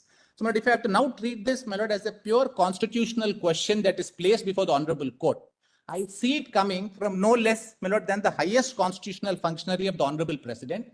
Maybe, my lord, because of state of Punjab, state of Tamil Nadu, state of, my lord, Telangana. Telangana is not yet either. That's correct, my lord. But there may have been a doubt that may have arisen in the minds of the Honorable President. The Honorable President now seeks guidance from your lordships as to what is meant by this as soon as possible in Article 200. The exclusion of, my lord, while the question is not framed in that manner, the exclusion of 6 weeks, replacing it with as soon as possible in Article 200, does it have any special portent? Should the governor be mindful of a time frame within which the governor needs to act? Should the Honorable President be mindful if the matter is referred to the Honorable President under Article 201 with regard to what is to be done? Now, my lord, your lordships, as I indicate, my lord, I use the word colloquially, the doors, my lord, are now open by the Honorable President requesting your lordships to guide the Honorable President and the governors. So what may otherwise have been an inhibitive factor for your lordships to indicate a time frame, your lordships can easily specify if your lordships are able to find from the constitutional scheme, from the constitutional debates, that the intention throughout was that they would act with utmost expedition. If 6 weeks' time was removed in the draft article, in your lordship's understanding of the law and the constitution, if your lordships find, and my lord, this is your lordship's opinion, your lordships are not giving a directive. It is your lordship's opinion that your lordships will be specifying in the advisory jurisdiction. So if your lordship's opinion, collective opinion is going to be that the governor and the president are expected to act with great expedition preferably within a period of 3 months, because 6 weeks was what was contemplated. It becomes only your lordship's opinion. But your lordship's opinion being sought may end up being something that they may be bound to follow in the ordinary course. My lord, so therefore, my lord, my respectful submission at the outset is, this is a much wider jurisdiction your lordships have. They are only asking for your lordship's opinion and advice on what your lordships feel are the, my lord, components and, my lord, the time-related specifications of Article 200 and Article, my lord, 201. My lord, this is my first submission. But if I may just show, my lord, at page 1, my lord, para 1.4, my lord, this very issue that when advisory jurisdiction is conferred on, my lord, the Supreme Court, my lord, Canadian Constitution continues to have it. Australia, my lord, though it's a part of Commonwealth, it has removed these provisions because they felt that this may possibly lead to the Supreme Court encroaching into this legislative or executive spheres. They wanted to keep, my lord, these three completely insular. So, my lord, while the other countries have moved away, US does not have this jurisdiction. My lord, the Indian Constitution consciously chose that they would retain this jurisdiction, my lord, like the Canadian Constitution continues to retain the jurisdiction. It is that retention of jurisdiction, my lord, that was made by the Honorable, by the Constitution that led to the Honorable President now seeking a lordship's opinion. My lord, I have only indicated in para 1.6, my lord, that the Canadian Constitution is the closest parallel. My lord, then I am indicating in para 1.7 that this reference may need to be seen, my lord, from a constructive perspective, not, my lord, an assertive jurisdiction, my lord, that is sought to be exercised. It is not, my lord, confrontational as I see it. It is, my lord, the Honorable President understanding that there is a constitutional power available to the Honorable President to consult your lordships. My lord, they have approached your lordships for seeking consultation. My lord, your lordship's opinion would be any just and correct view that your lordships take of what the constitutional provisions can mean and must mean. My lord, then, my lord, if I may go to the second part of my submission. My lord, this is at page 1322. My lord, just to indicate, my lord, I'm starting with what is the original intent. My lord, now this about the original intent, there cannot be a confusion. The point I'm trying to make is, my lord, that the governor has no discretion. The governor has no options. No options also. No options also. All the options are available only for the Council of Ministers to aid and advise the governor. The governor is bound to follow. This is the original intent. I'll show to your lordships. Prior to the Constitution, my lord, 1935 Act resulted, my lord, in 1937 Government of India Act being brought into force. Congress, my lord, won majority in 6 provinces. They had a reservation saying that if section, my lord, the old section 75 of the Government of India Act had a discretion available to the Governor General. My lord, they said we would not want to assume power, though we have majority, because we may not be able to run the governments.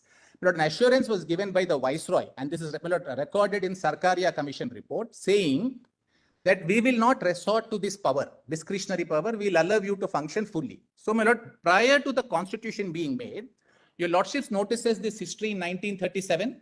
1947, my lord, the moment Indian Independence Act came to be passed, the constitutional provision order of 1947, my lord, immediately made a change saying that in his discretion exercising anywhere, because that old act was continuing till the Constitution was made, in the adoption order, my lord, it was specified that this would not be operative. So by the time the Constituent Assembly was sitting, there was no discretion, my lord, that was available in terms of the Government of India Act because of the adoption order saying that in his discretion will not operate. My lord, I'll just show your lordships that. So when the Constituent Assembly sat down, there was a draft article. My lord, when the draft article was placed before the Constituent Assembly, 2 things happened. My lord, the draft article came to be placed with the, my lord, drafting committee suggesting a recommendation that we must drop this word in his discretion, because that was preceded by, my lord, Shiva Rao's book. I placed it, my lord, I'll just show your lordships. These drafts were initially put out for the public, my lord, asking for views to be given. When views were given, my lord, when the the drafting committee received these comments, such of those comments it found were feasible and were correct.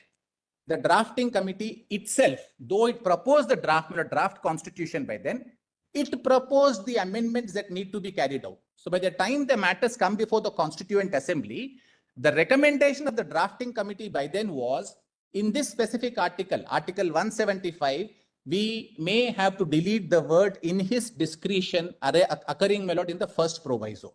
So, my lord, that, my lord, the Constituent Assembly debates will clearly show to your lordships that throughout, my lord, in the Constituent Assembly debates, the view of all the members was very clear that the governor will not have discretion, the governor will not have options. All the three options are for the benefit, exclusive benefit of only Council of Ministers. So he has to act on the aid and advice of the minister. That's correct.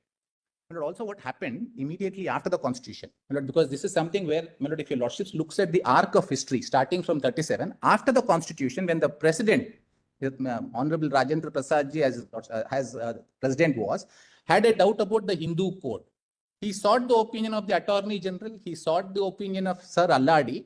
My lord, in Shamsher Singh's case, my lord, just Krishna Swami, Krishna Iyer refers, my lord, to these conversations to say that throughout it was very, very clear the Council of Ministers would be exercising each of the options. The governor would not have any option.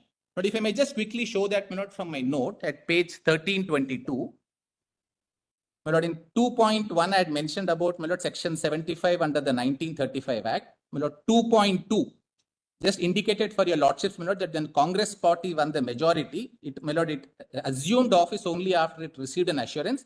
At my lord, footnote 2, your lordships will find this is specifically referred to, my lord, in the Sarkaria Commission report, which is also a part of your lordships order. This history is noted. My lord, then please see, my lord, in para 2.3, Nabam Rabia notices the constitutional, the next stage. My lord, in Nabam Rabia, if I may read with your lordship's permission, my lord, in that extracted part, after independence, there was no intention to permit the governor to exercise any discretion or to take any decision in his individual judgment. This is clear from the India Provisional Constitution Order of 1947 issued in exercise of the powers conferred by Section 9(1)(c) of the Indian Independence Act 1947. Para 3.2 of the India Provisional Constitution Order explicitly deletes the expression "in his discretion," acting in his discretion and exercising his individual judgment wherever they occur in the Government of India Act 1935. Then para 3.1 and 3.2 are extracted.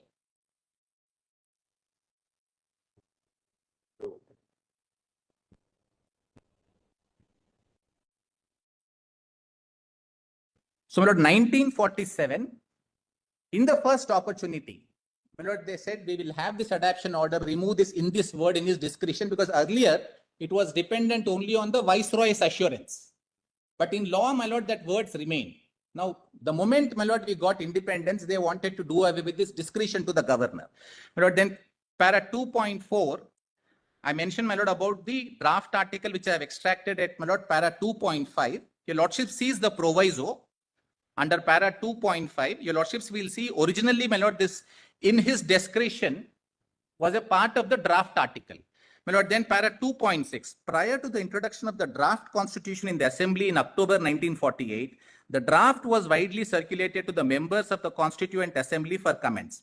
Some members of the Constituent Assembly had suggested that the words which would enable the governor to withhold assent or reserve it for consideration or give assent should be deleted from draft article 175. Notes to the Constitution Drafting Committee specifically mentions this as under. My lord, I've enclosed this B.N. Rao's volume, my lord, for your lordship's consideration.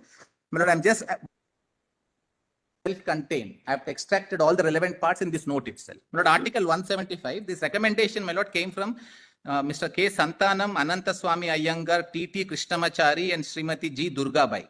In Article 175, for the words "declare either that he assents to the bill or that he withholds assent therefrom or that he reserves the bill for the consideration of the President," the words "assent to the bill" be substituted. This was the original suggestion. My lord, the note is by the constitutional advisor, Mr. B.N. Rao. My lord, the note then says, under Article 175, my lord, which is 200 today, the power of the governor to declare, my lord, page 1324. Yes, top of the page, my lord. That note, my lord, is by the constitutional advisor, Mr. Rao. I had read that, my lord. Yes. Under Article 175, the power of the governor to declare that he assents to the bill or that he withholds assent therefrom or that he reserves the bill for the consideration of the president, my lords find all three adumbrates are there, will be exercised by him on the advice of his ministers. Accordingly, there will be hardly any occasion to withhold assent from a bill which has been passed by the legislature. There is therefore no harm in retaining the provision with regard to the withholding of assent from a bill in this article. Now, please mark this. There may be cases where it might be necessary for the governor to exercise the power of withholding assent even on the advice of the Council of Ministers. If after a bill is passed by the legislature, the ministers resign before the bill is assented to by the governor, the new ministry which would be formed might not want the bill to be enacted and might advise the governor to withhold assent from the bill. But if the provision relating to the withholding of assent is omitted from this article, it will not be possible for the governor to withhold it. Now, if I may pause. So this is, my lord, to aid the ministry requesting the governor to withhold and send it back. My lord, then if I may read further, there is thus a distinct advantage in retaining the provision relating to the withholding of assent in this article. The provision regarding reservation of a bill for the consideration of the president is also necessary in view of the provisions contained in clause 2 of article 231. My lord, this is 254(2). My lord, in fact, my lord, Mr. Datar had touched upon this. My note elaborates a little more. My lord, the Council of Ministers, when your lordships look at it as a law-making body, if it is making the law, your lordships will start with the good faith doctrine that the legislature, my lord, because your lordships are looking at it as a pure constitutional question. Now, in a pure constitutional space, divorced from facts, your lordships would not presume that a state legislature is not aware of the provisions of the constitution. My lord, when it is making a law, it would know which are the provisions which will require the assent of the president. It would know which are the provisions or which part of an enactment, not the entire enactment. My lord, it can only be sometime only one section, which may require the assent of the That president. is already argued so many times. My lord, if I may just then read further, my lord. 2.7. At a later part of the same note to the Constitution Drafting Committee, the constitutional advisor, Mr. B.N. Rao, remarked as follows. Accordingly, if the words in his discretion be omitted from the proviso to Article 175, the power of the governor to return the bill to the legislature under the proviso will be exercised by him on the advice of his ministers, and the remarks under Article 91, which is 111, ante will apply to this amendment. Then 2.8. In the Constituent Assembly debate as well, it was clearly noted that there would be no individual discretion available with the governor. The relevant portions of the debate have been extracted. But I have not extracted the entire portions. The learned solicitors has an extensive one. I thought relevant ones to this particular point, I'll place it here.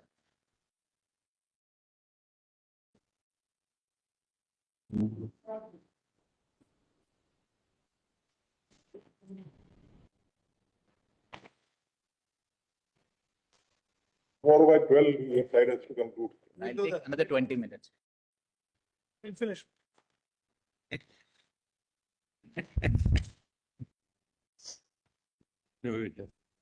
No, we're very faithful to time. The interveners, my lord, I was just laughing at. If they can fit it till 12 o'clock, we'll Normally, you don't have rejoinders. We all give our views to your lordships, and then your lordships take. We are just assisting them. There's no lists here that we have to respond to each other. That's Yo, one. how come state of Meghalaya is on this side? Paul Sangharan thinks that there is no voice of dissent here. Where the governor has been independent, he will act without aid and advice of the council of ministers. On his own judgment, that's a sui generis. No, but then you should have been on this side. Not difficulty is the learned, despite our request, we are not getting placed from this side. My learned friend, my lord, is standing to assist the learned agent. But anyway, these are our internal issues. My lord, I can't flag it here.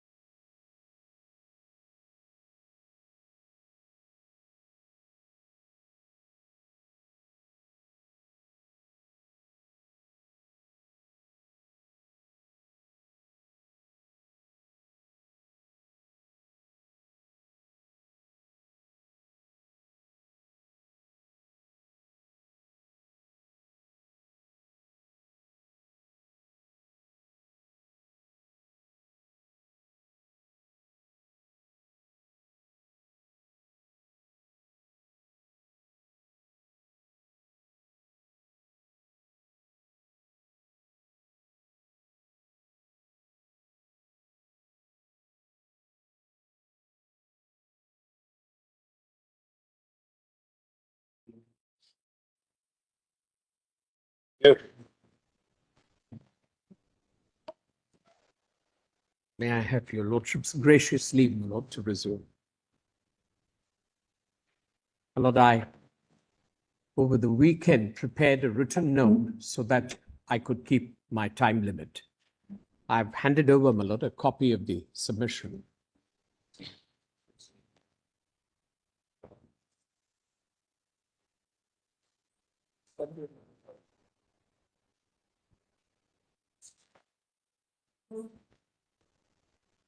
Lord, I'm now going to combine the points relating to Article 74, 163.1 and 200.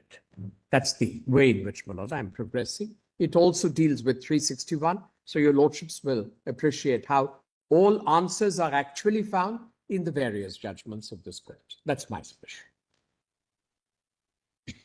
Well, look, the first part is India's constitution envisages a parliamentary democracy with a cabinet form of government. In India's democratic republic, ultimate sovereignty lies with the people.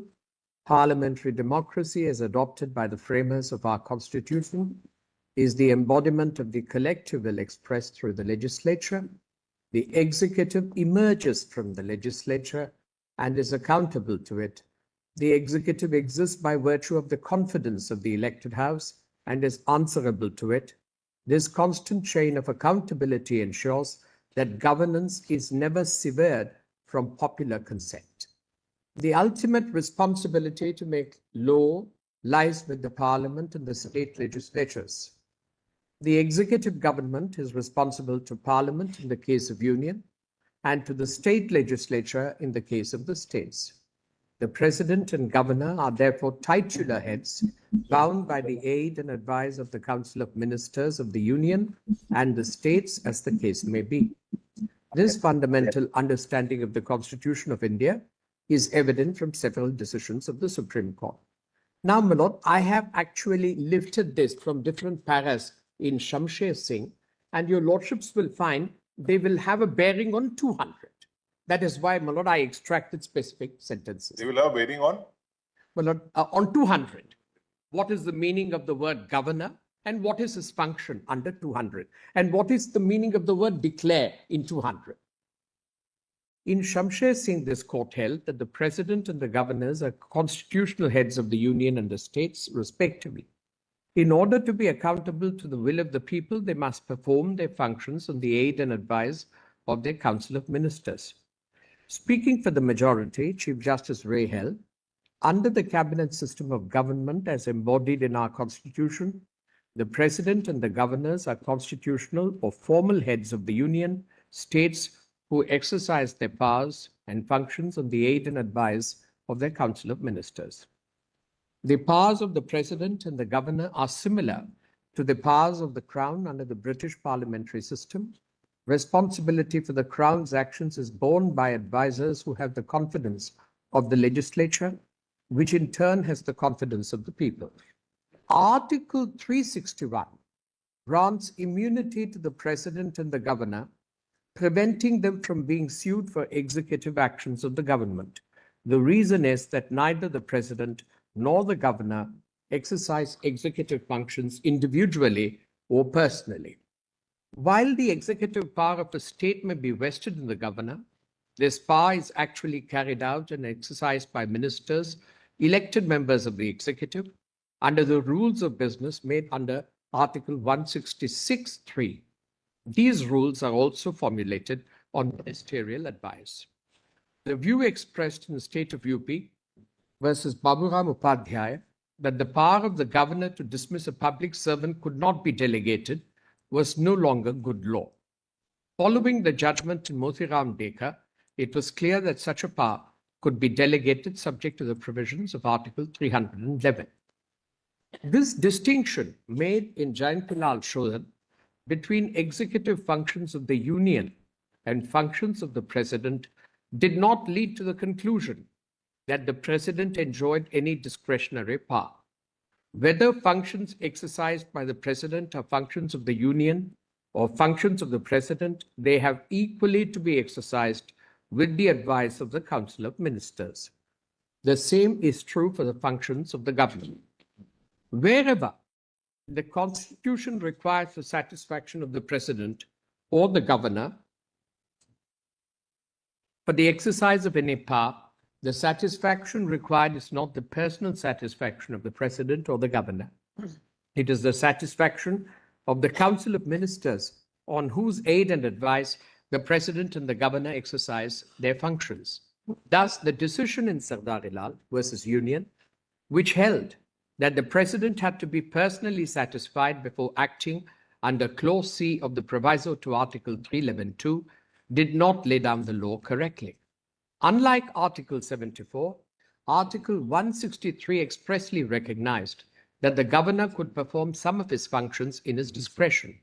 Provisions that enable the Governor to act in his discretion relate to the Governor's special responsibilities in respect of Nagaland under 371A and his responsibilities under Para 9(2) of the 6th Schedule. Governors may also act in their discretion while making a report to the President under Clause 1 of Article 356 and while reserving bills covered by the second proviso to Article 200 for the President's consideration. The Governor is required to pursue such courses as are not detrimental to the state. The Constitution does not aim at providing a parallel administration within the state by allowing the Governor to go against the advice of the Council of Ministers. Justice Krishnaya authored a concurring opinion on behalf of himself and Justice Bhagwati. They held that the question before the court was whether, under the Constitution, the President and Governors were real repositories of power, or whether they played a role similar to the British Crown. The judges also expressed their surprise at the extreme views that had been advanced in support of a greater role for the President under the Constitution. My Lord, the Union of India has done this in this case. That is why, my Lord, I'm making this submission. The learned judges referred extensively to speeches in the Constituent Assembly that highlighted the establishment of a parliamentary system where power was exercised by ministers. In particular, they referred to a speech by Sir Alladi Krishnaswamy Iyer, who argued that a president who did not heed the advice of his ministers would be thwarting the will of Parliament for which he could be impeached. The argument that the President's oath of office may require him to act in his discretion was rejected. My Lord, I'm referring to this for the reason, if your lordships have seen the submissions of the Union carefully, there is a reference to an excerpt from Sirvai with reference to the oath of office administered to a president. That's why, my Lord, I'm reading this carefully. The argument that the President's oath of office may require him to act in his discretion was rejected. It was held that the President would not be defending the Constitution by denying the sense of cabinet responsibility. He would be subverting it that way. The expression aid and advise were terms of art. They meant that in a cabinet system, the aider acts and the advisor decides in his own authority and not subject to the power of the President to accept or reject such an action or decision. In respect of all the governor's constitutional functions, it was the ministers who acted. It was only in the narrow area specifically marked out for discretionary exercise by the Constitution that the governor was not bound by ministerial advice. Having discussed the functions of the governor under the Constitution, including those under Article 200, the learned judges concluded that expanding the scope of the judgment in Sardar-i-Lal to enable the governor to exercise discretion in respect of all his functions would make national elections a numerical exercise in expensive futility. A diarchy would be established with two parallel authorities exercising powers of governance. Now, my Lord, I come straight to the text of Article 74, both pre-amendment and post-amendment. In the Constitution as originally enacted, Article 74(1) stood as under, there shall be a Council of Ministers with the Prime Minister at the head to aid and advise the President in the exercise of his functions. This court in Shamsher Singh examined the role of the President in the context of Article 74(1) as reproduced above. The court's judgment was delivered on 23rd August 1974. Subsequently, Clause 1 of Article 74 was amended by the Constitution 42nd Amendment Act 76. Following the amendment, which came into force on January 3, 1977, Article 74(1) provided, there shall be a Council of Ministers with the Prime Minister at the head to aid and advise the President, who shall, in the exercise of his functions, act in accordance with such advice. The amendment thus made it obligatory for the President to follow the advice of his ministers. By doing so, it endorsed the judgment of this court in Shamsher Singh. In this regard, the observations of this court in S.P. Gupta may be borne in mind.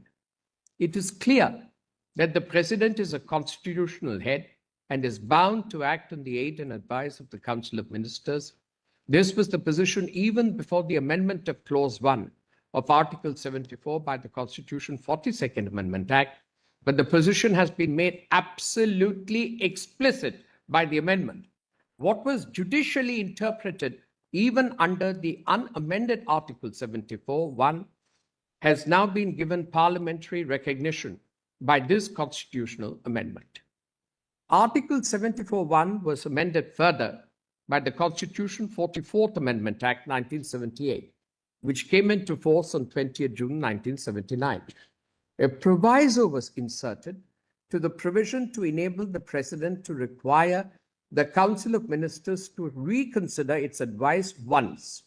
Article 74(1) and the proviso, I read the proviso, provided that the President may require the Council of Ministers to reconsider such advice, either generally or otherwise, and the President shall act in accordance with the advice tendered after such reconsideration. Now, my lord, I deal with this MP Special Police Establishment case. The case of MP Special Police Establishment was dealing with the question of whether previous sanction required under Section 197 of the CRPC for prosecuting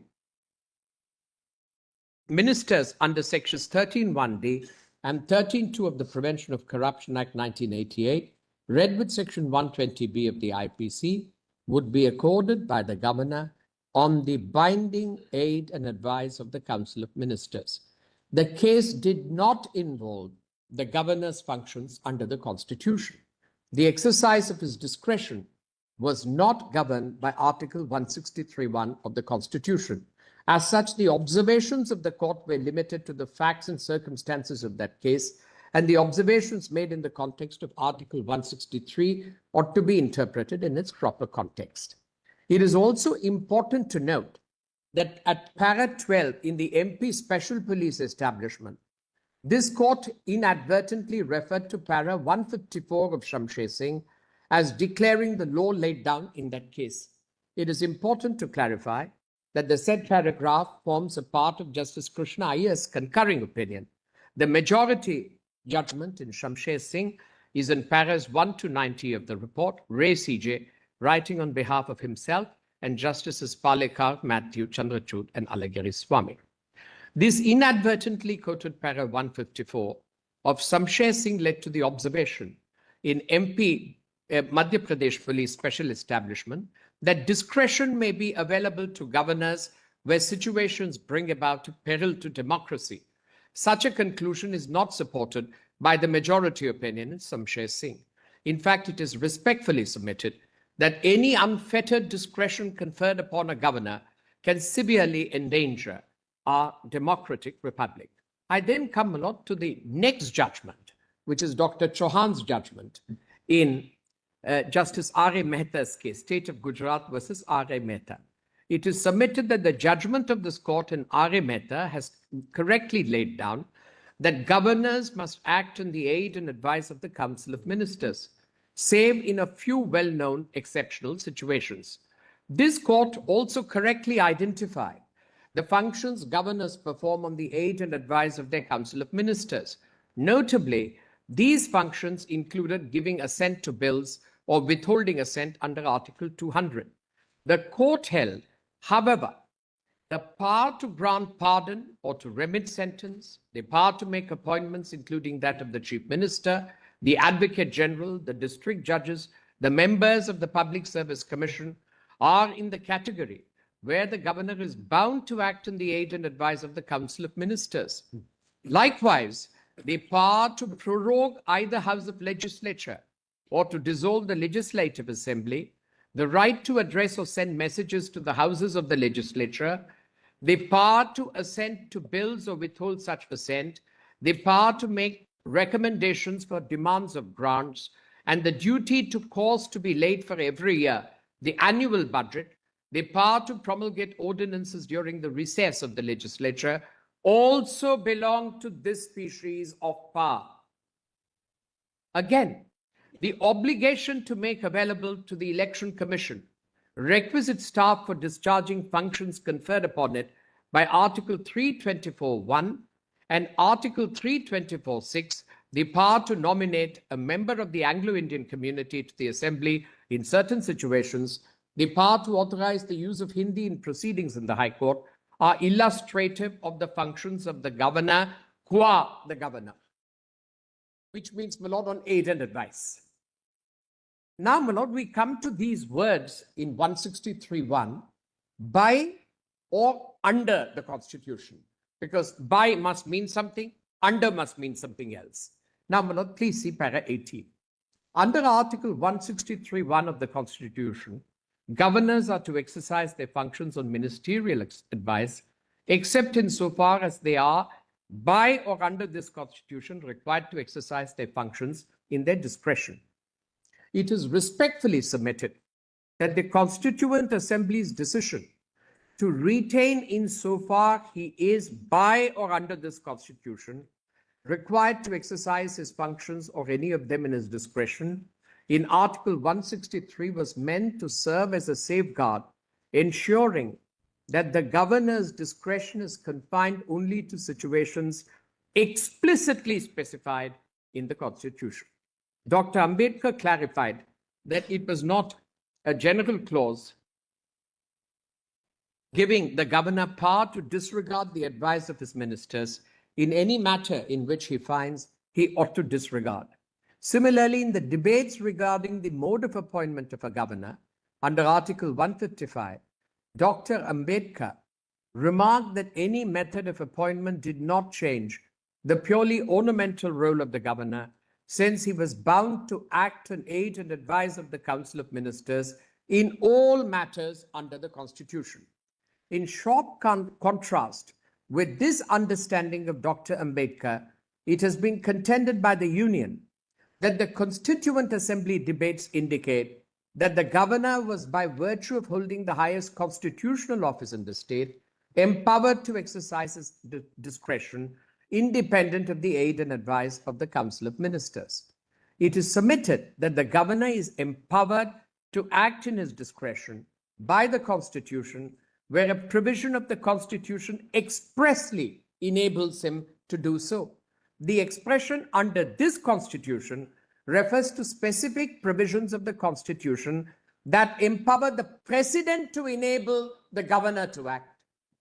So, my lord, like a 356(1) proclamation, then the President directs the governor to act as his delegate. It's in respect of this.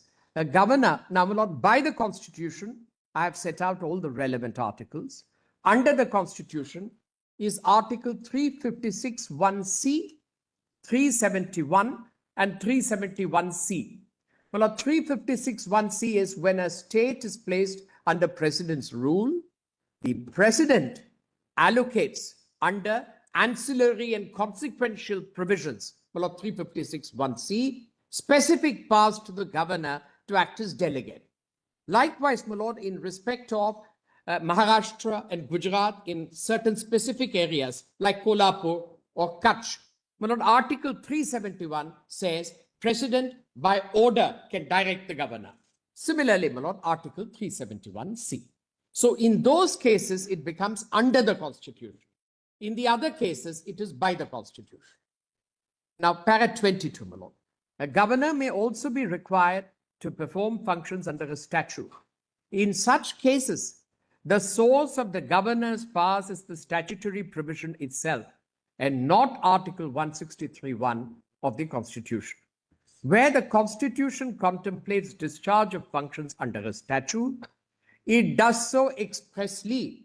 For example, Article 76(2) requires the Attorney General to discharge functions conferred by or under this Constitution or any other law.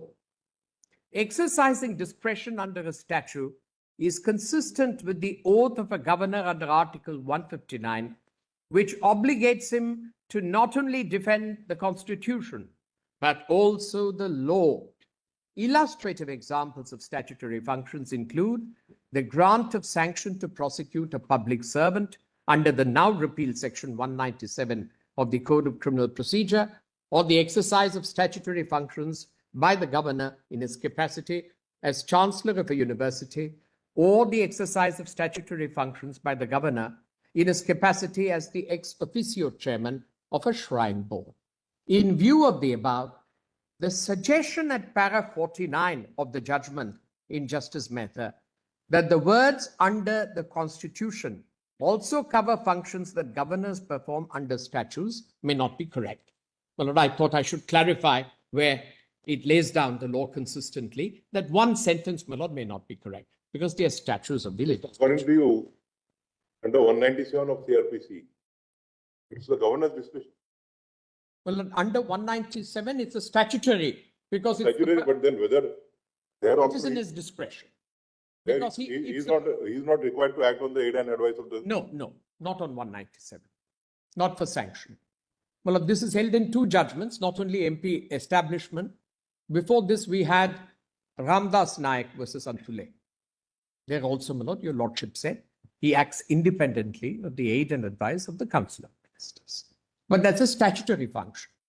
My lord, Mata Vaishnav Devi Shrine Board, your lordship said, if he is mentioned, he acts independently. He does not take aid and advice. He is a chancellor of a university. Please. Has any judgment considered the scope of sub-article 2 of 163? My lord, on 163(2), I must tell you, lordships, there are two judgments. I'm glad your lordships asked me. I thought I must straight away answer it. 166(3)(2), my lord, Justice Variava has placed a lot of emphasis on 163(2). But, my lord, there is another opinion, which is in the Nebia case, where they say 163(2) is not the investment or investiture of power or discretion. It's only 163(1). Justice Variava thinks it's 163(2).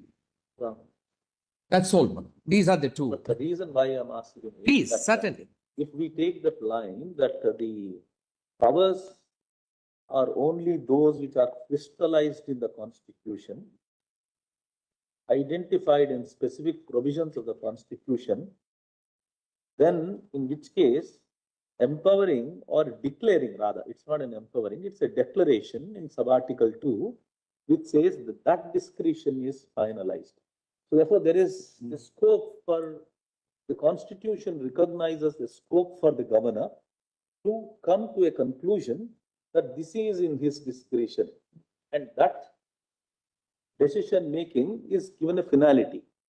That's the purpose of sub-article 2, which means that the process of identification is not so much crystallized in specified articles, but there is a process by which he would identify, and his identification is declared to be final.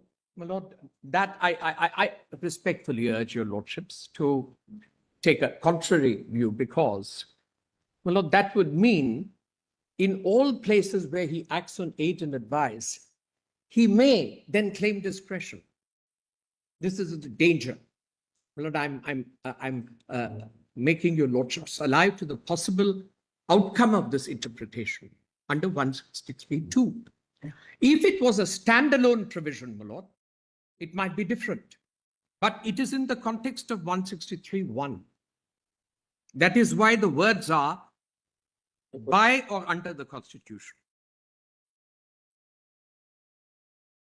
And, my lord, this is what Nebia correctly interprets, that 163(1) alone is relevant. 163(2) does not give a source of power.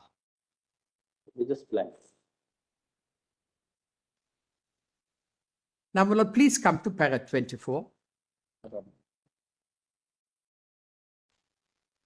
That the expression under this constitution does not extend to legislation is also clear from an examination of other provisions of the constitution. For example, Article 165(2) refers to functions conferred on the Advocate General for a state by or under this constitution or any other law for the time being in force. Similarly, Article 173(c), which deals with qualifications for membership to the state legislature, speaks of qualifications prescribed by or under any law made by Parliament. The words under this constitution cannot therefore extend to other laws, including statutes. This is the.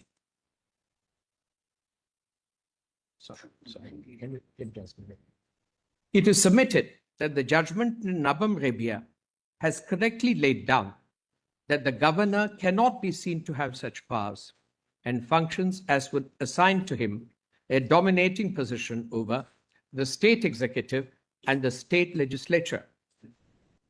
This court, my lord, may I take your lordships to that para if it's needed, because that answers my lord, the Honorable Justice Narasimha's question.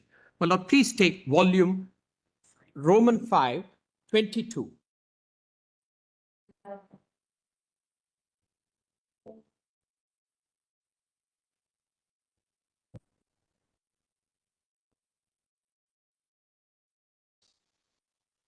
My lord, it would be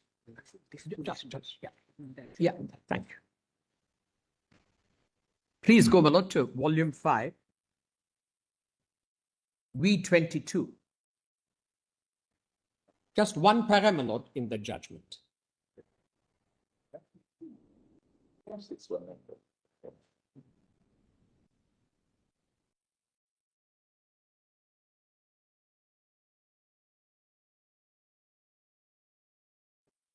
My lord, at page 8618, printed page 8618, para 148.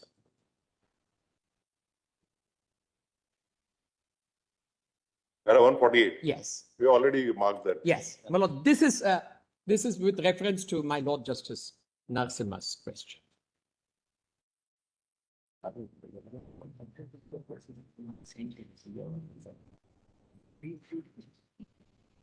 The above, sorry. The above position leaves no room for any doubt that the governor cannot be seen to have such powers and functions as would assign to him a dominating position over the state executive and the state legislature. The interpretation placed in Article 163(2) on behalf of the respondents has just that effect, because the following contentions advanced on behalf of the respondents. Firstly, whenever a question arises whether in discharging a particular function the governor can or cannot act in his own discretion, according to the respondents, the discretion of the governor on the above question is final. Secondly, since the provision itself postulates that the decision of the governor in his discretion shall be final, and the validity of anything done by the governor shall not be called in question on the ground that he ought or ought not to have acted in his discretion, according to the respondents, makes the governor's orders based on his own discretion immune from judicial review. Accepting the above position will convert the governor into an all-pervading super-constitutional authority. This position is not acceptable because on examination of the executive and legislative functions of the governor from the surrounding provisions of the Constitution clearly brings out that the governor has not been assigned any significant role either in the executive or the legislative functioning of the state. The position adopted on behalf of the appellants, on the other hand, augurs well in an overall harmonious construction of the provisions of the Constitution. Even on a cursory examination of the relevant provisions of the Constitution, we are inclined to accept the contention advanced on behalf of the appellants.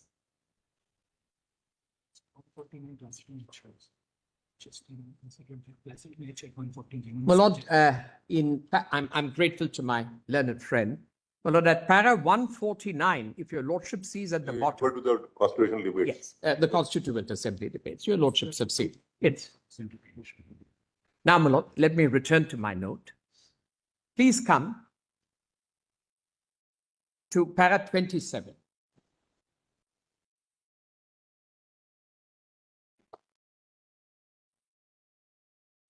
Para 27, my Lord. Additionally, governors are also empowered to act in their discretion where such intent emerges from a legitimate interpretation of the provision concerned, and the same cannot be construed otherwise. It is submitted that the governor's power to act in his discretion under 356(1) and the second proviso to Article 200 would fall under this category. But I've already referred to para 147. Now, please come to 29. Keeping in mind the emphasis of the court in Nabham on the very limited role of the governor, this court's endorsement of the report of Justice Punchi Commission was only to the extent that it cautioned against the grant of wide discretionary powers to the governor at the expense of the real executive, namely the Council of Ministers. Now, my Lord, I have taken the submissions so that your Lordship see, and my Lord, I say so with great respect to the learned Solicitor General. My Lord, he argued this case with extraordinary industry. I say so with great respect. It is respectfully submitted that there is a divergence between the submissions made by the learned Solicitor General on behalf of the Union and the law as laid down by this court. This divergence is being pointed out to assist this court and not based on any instructions. In respect of the role of the President, the written submissions of the learned Solicitor General contend, relying selectively on the writings of H.M. Sirbai, it is suggested that the President of India may, in certain circumstances, in his discretion, dismiss the Prime Minister and the Union Council of Ministers or dissolve the Lok Sabha. It was contended that these powers also extend to the governors. That the President may, in his own wisdom, determine whether to assent to a bill reserved by the governor for his consideration. That the President may act in his discretion in making a reference to this court under Article 143. It is stated that the President, if he so wishes, can always in his discretion further refer the matter to the Supreme Court for its own opinion. That the President and the governors ensure that both the central and state governments operate within the parameters set by the Constitution, balancing autonomy with oversight. My Lord, there is, with respect, my Lord, it is not correct. The President and Governor, my Lord, do not have oversight over the Honorable Prime Minister or the Chief Minister. I thought, my Lord, it must be clearly stated. These submissions are not, my Lord, correct. It is respectfully submitted that submissions advanced on behalf of the Union in respect of the powers of the President do not accurately reflect the law as laid down by this court in Shamsher Singh. They are also contrary to the express words of Article 74(1) of the Constitution. It is submitted that the President of India, who is a constitutional or formal head of the Union, must perform his functions on the advice of his Council of Ministers, while the proviso to Article 74(1) enables the President to require the Council to reconsider its advice once he is obligated to act in accordance with the advice tendered after such reconsideration.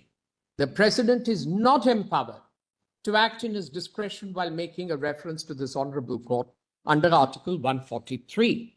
In any case, you must attribute it to me. I'm senior to him. I'm senior to him. You must attribute it to me. I must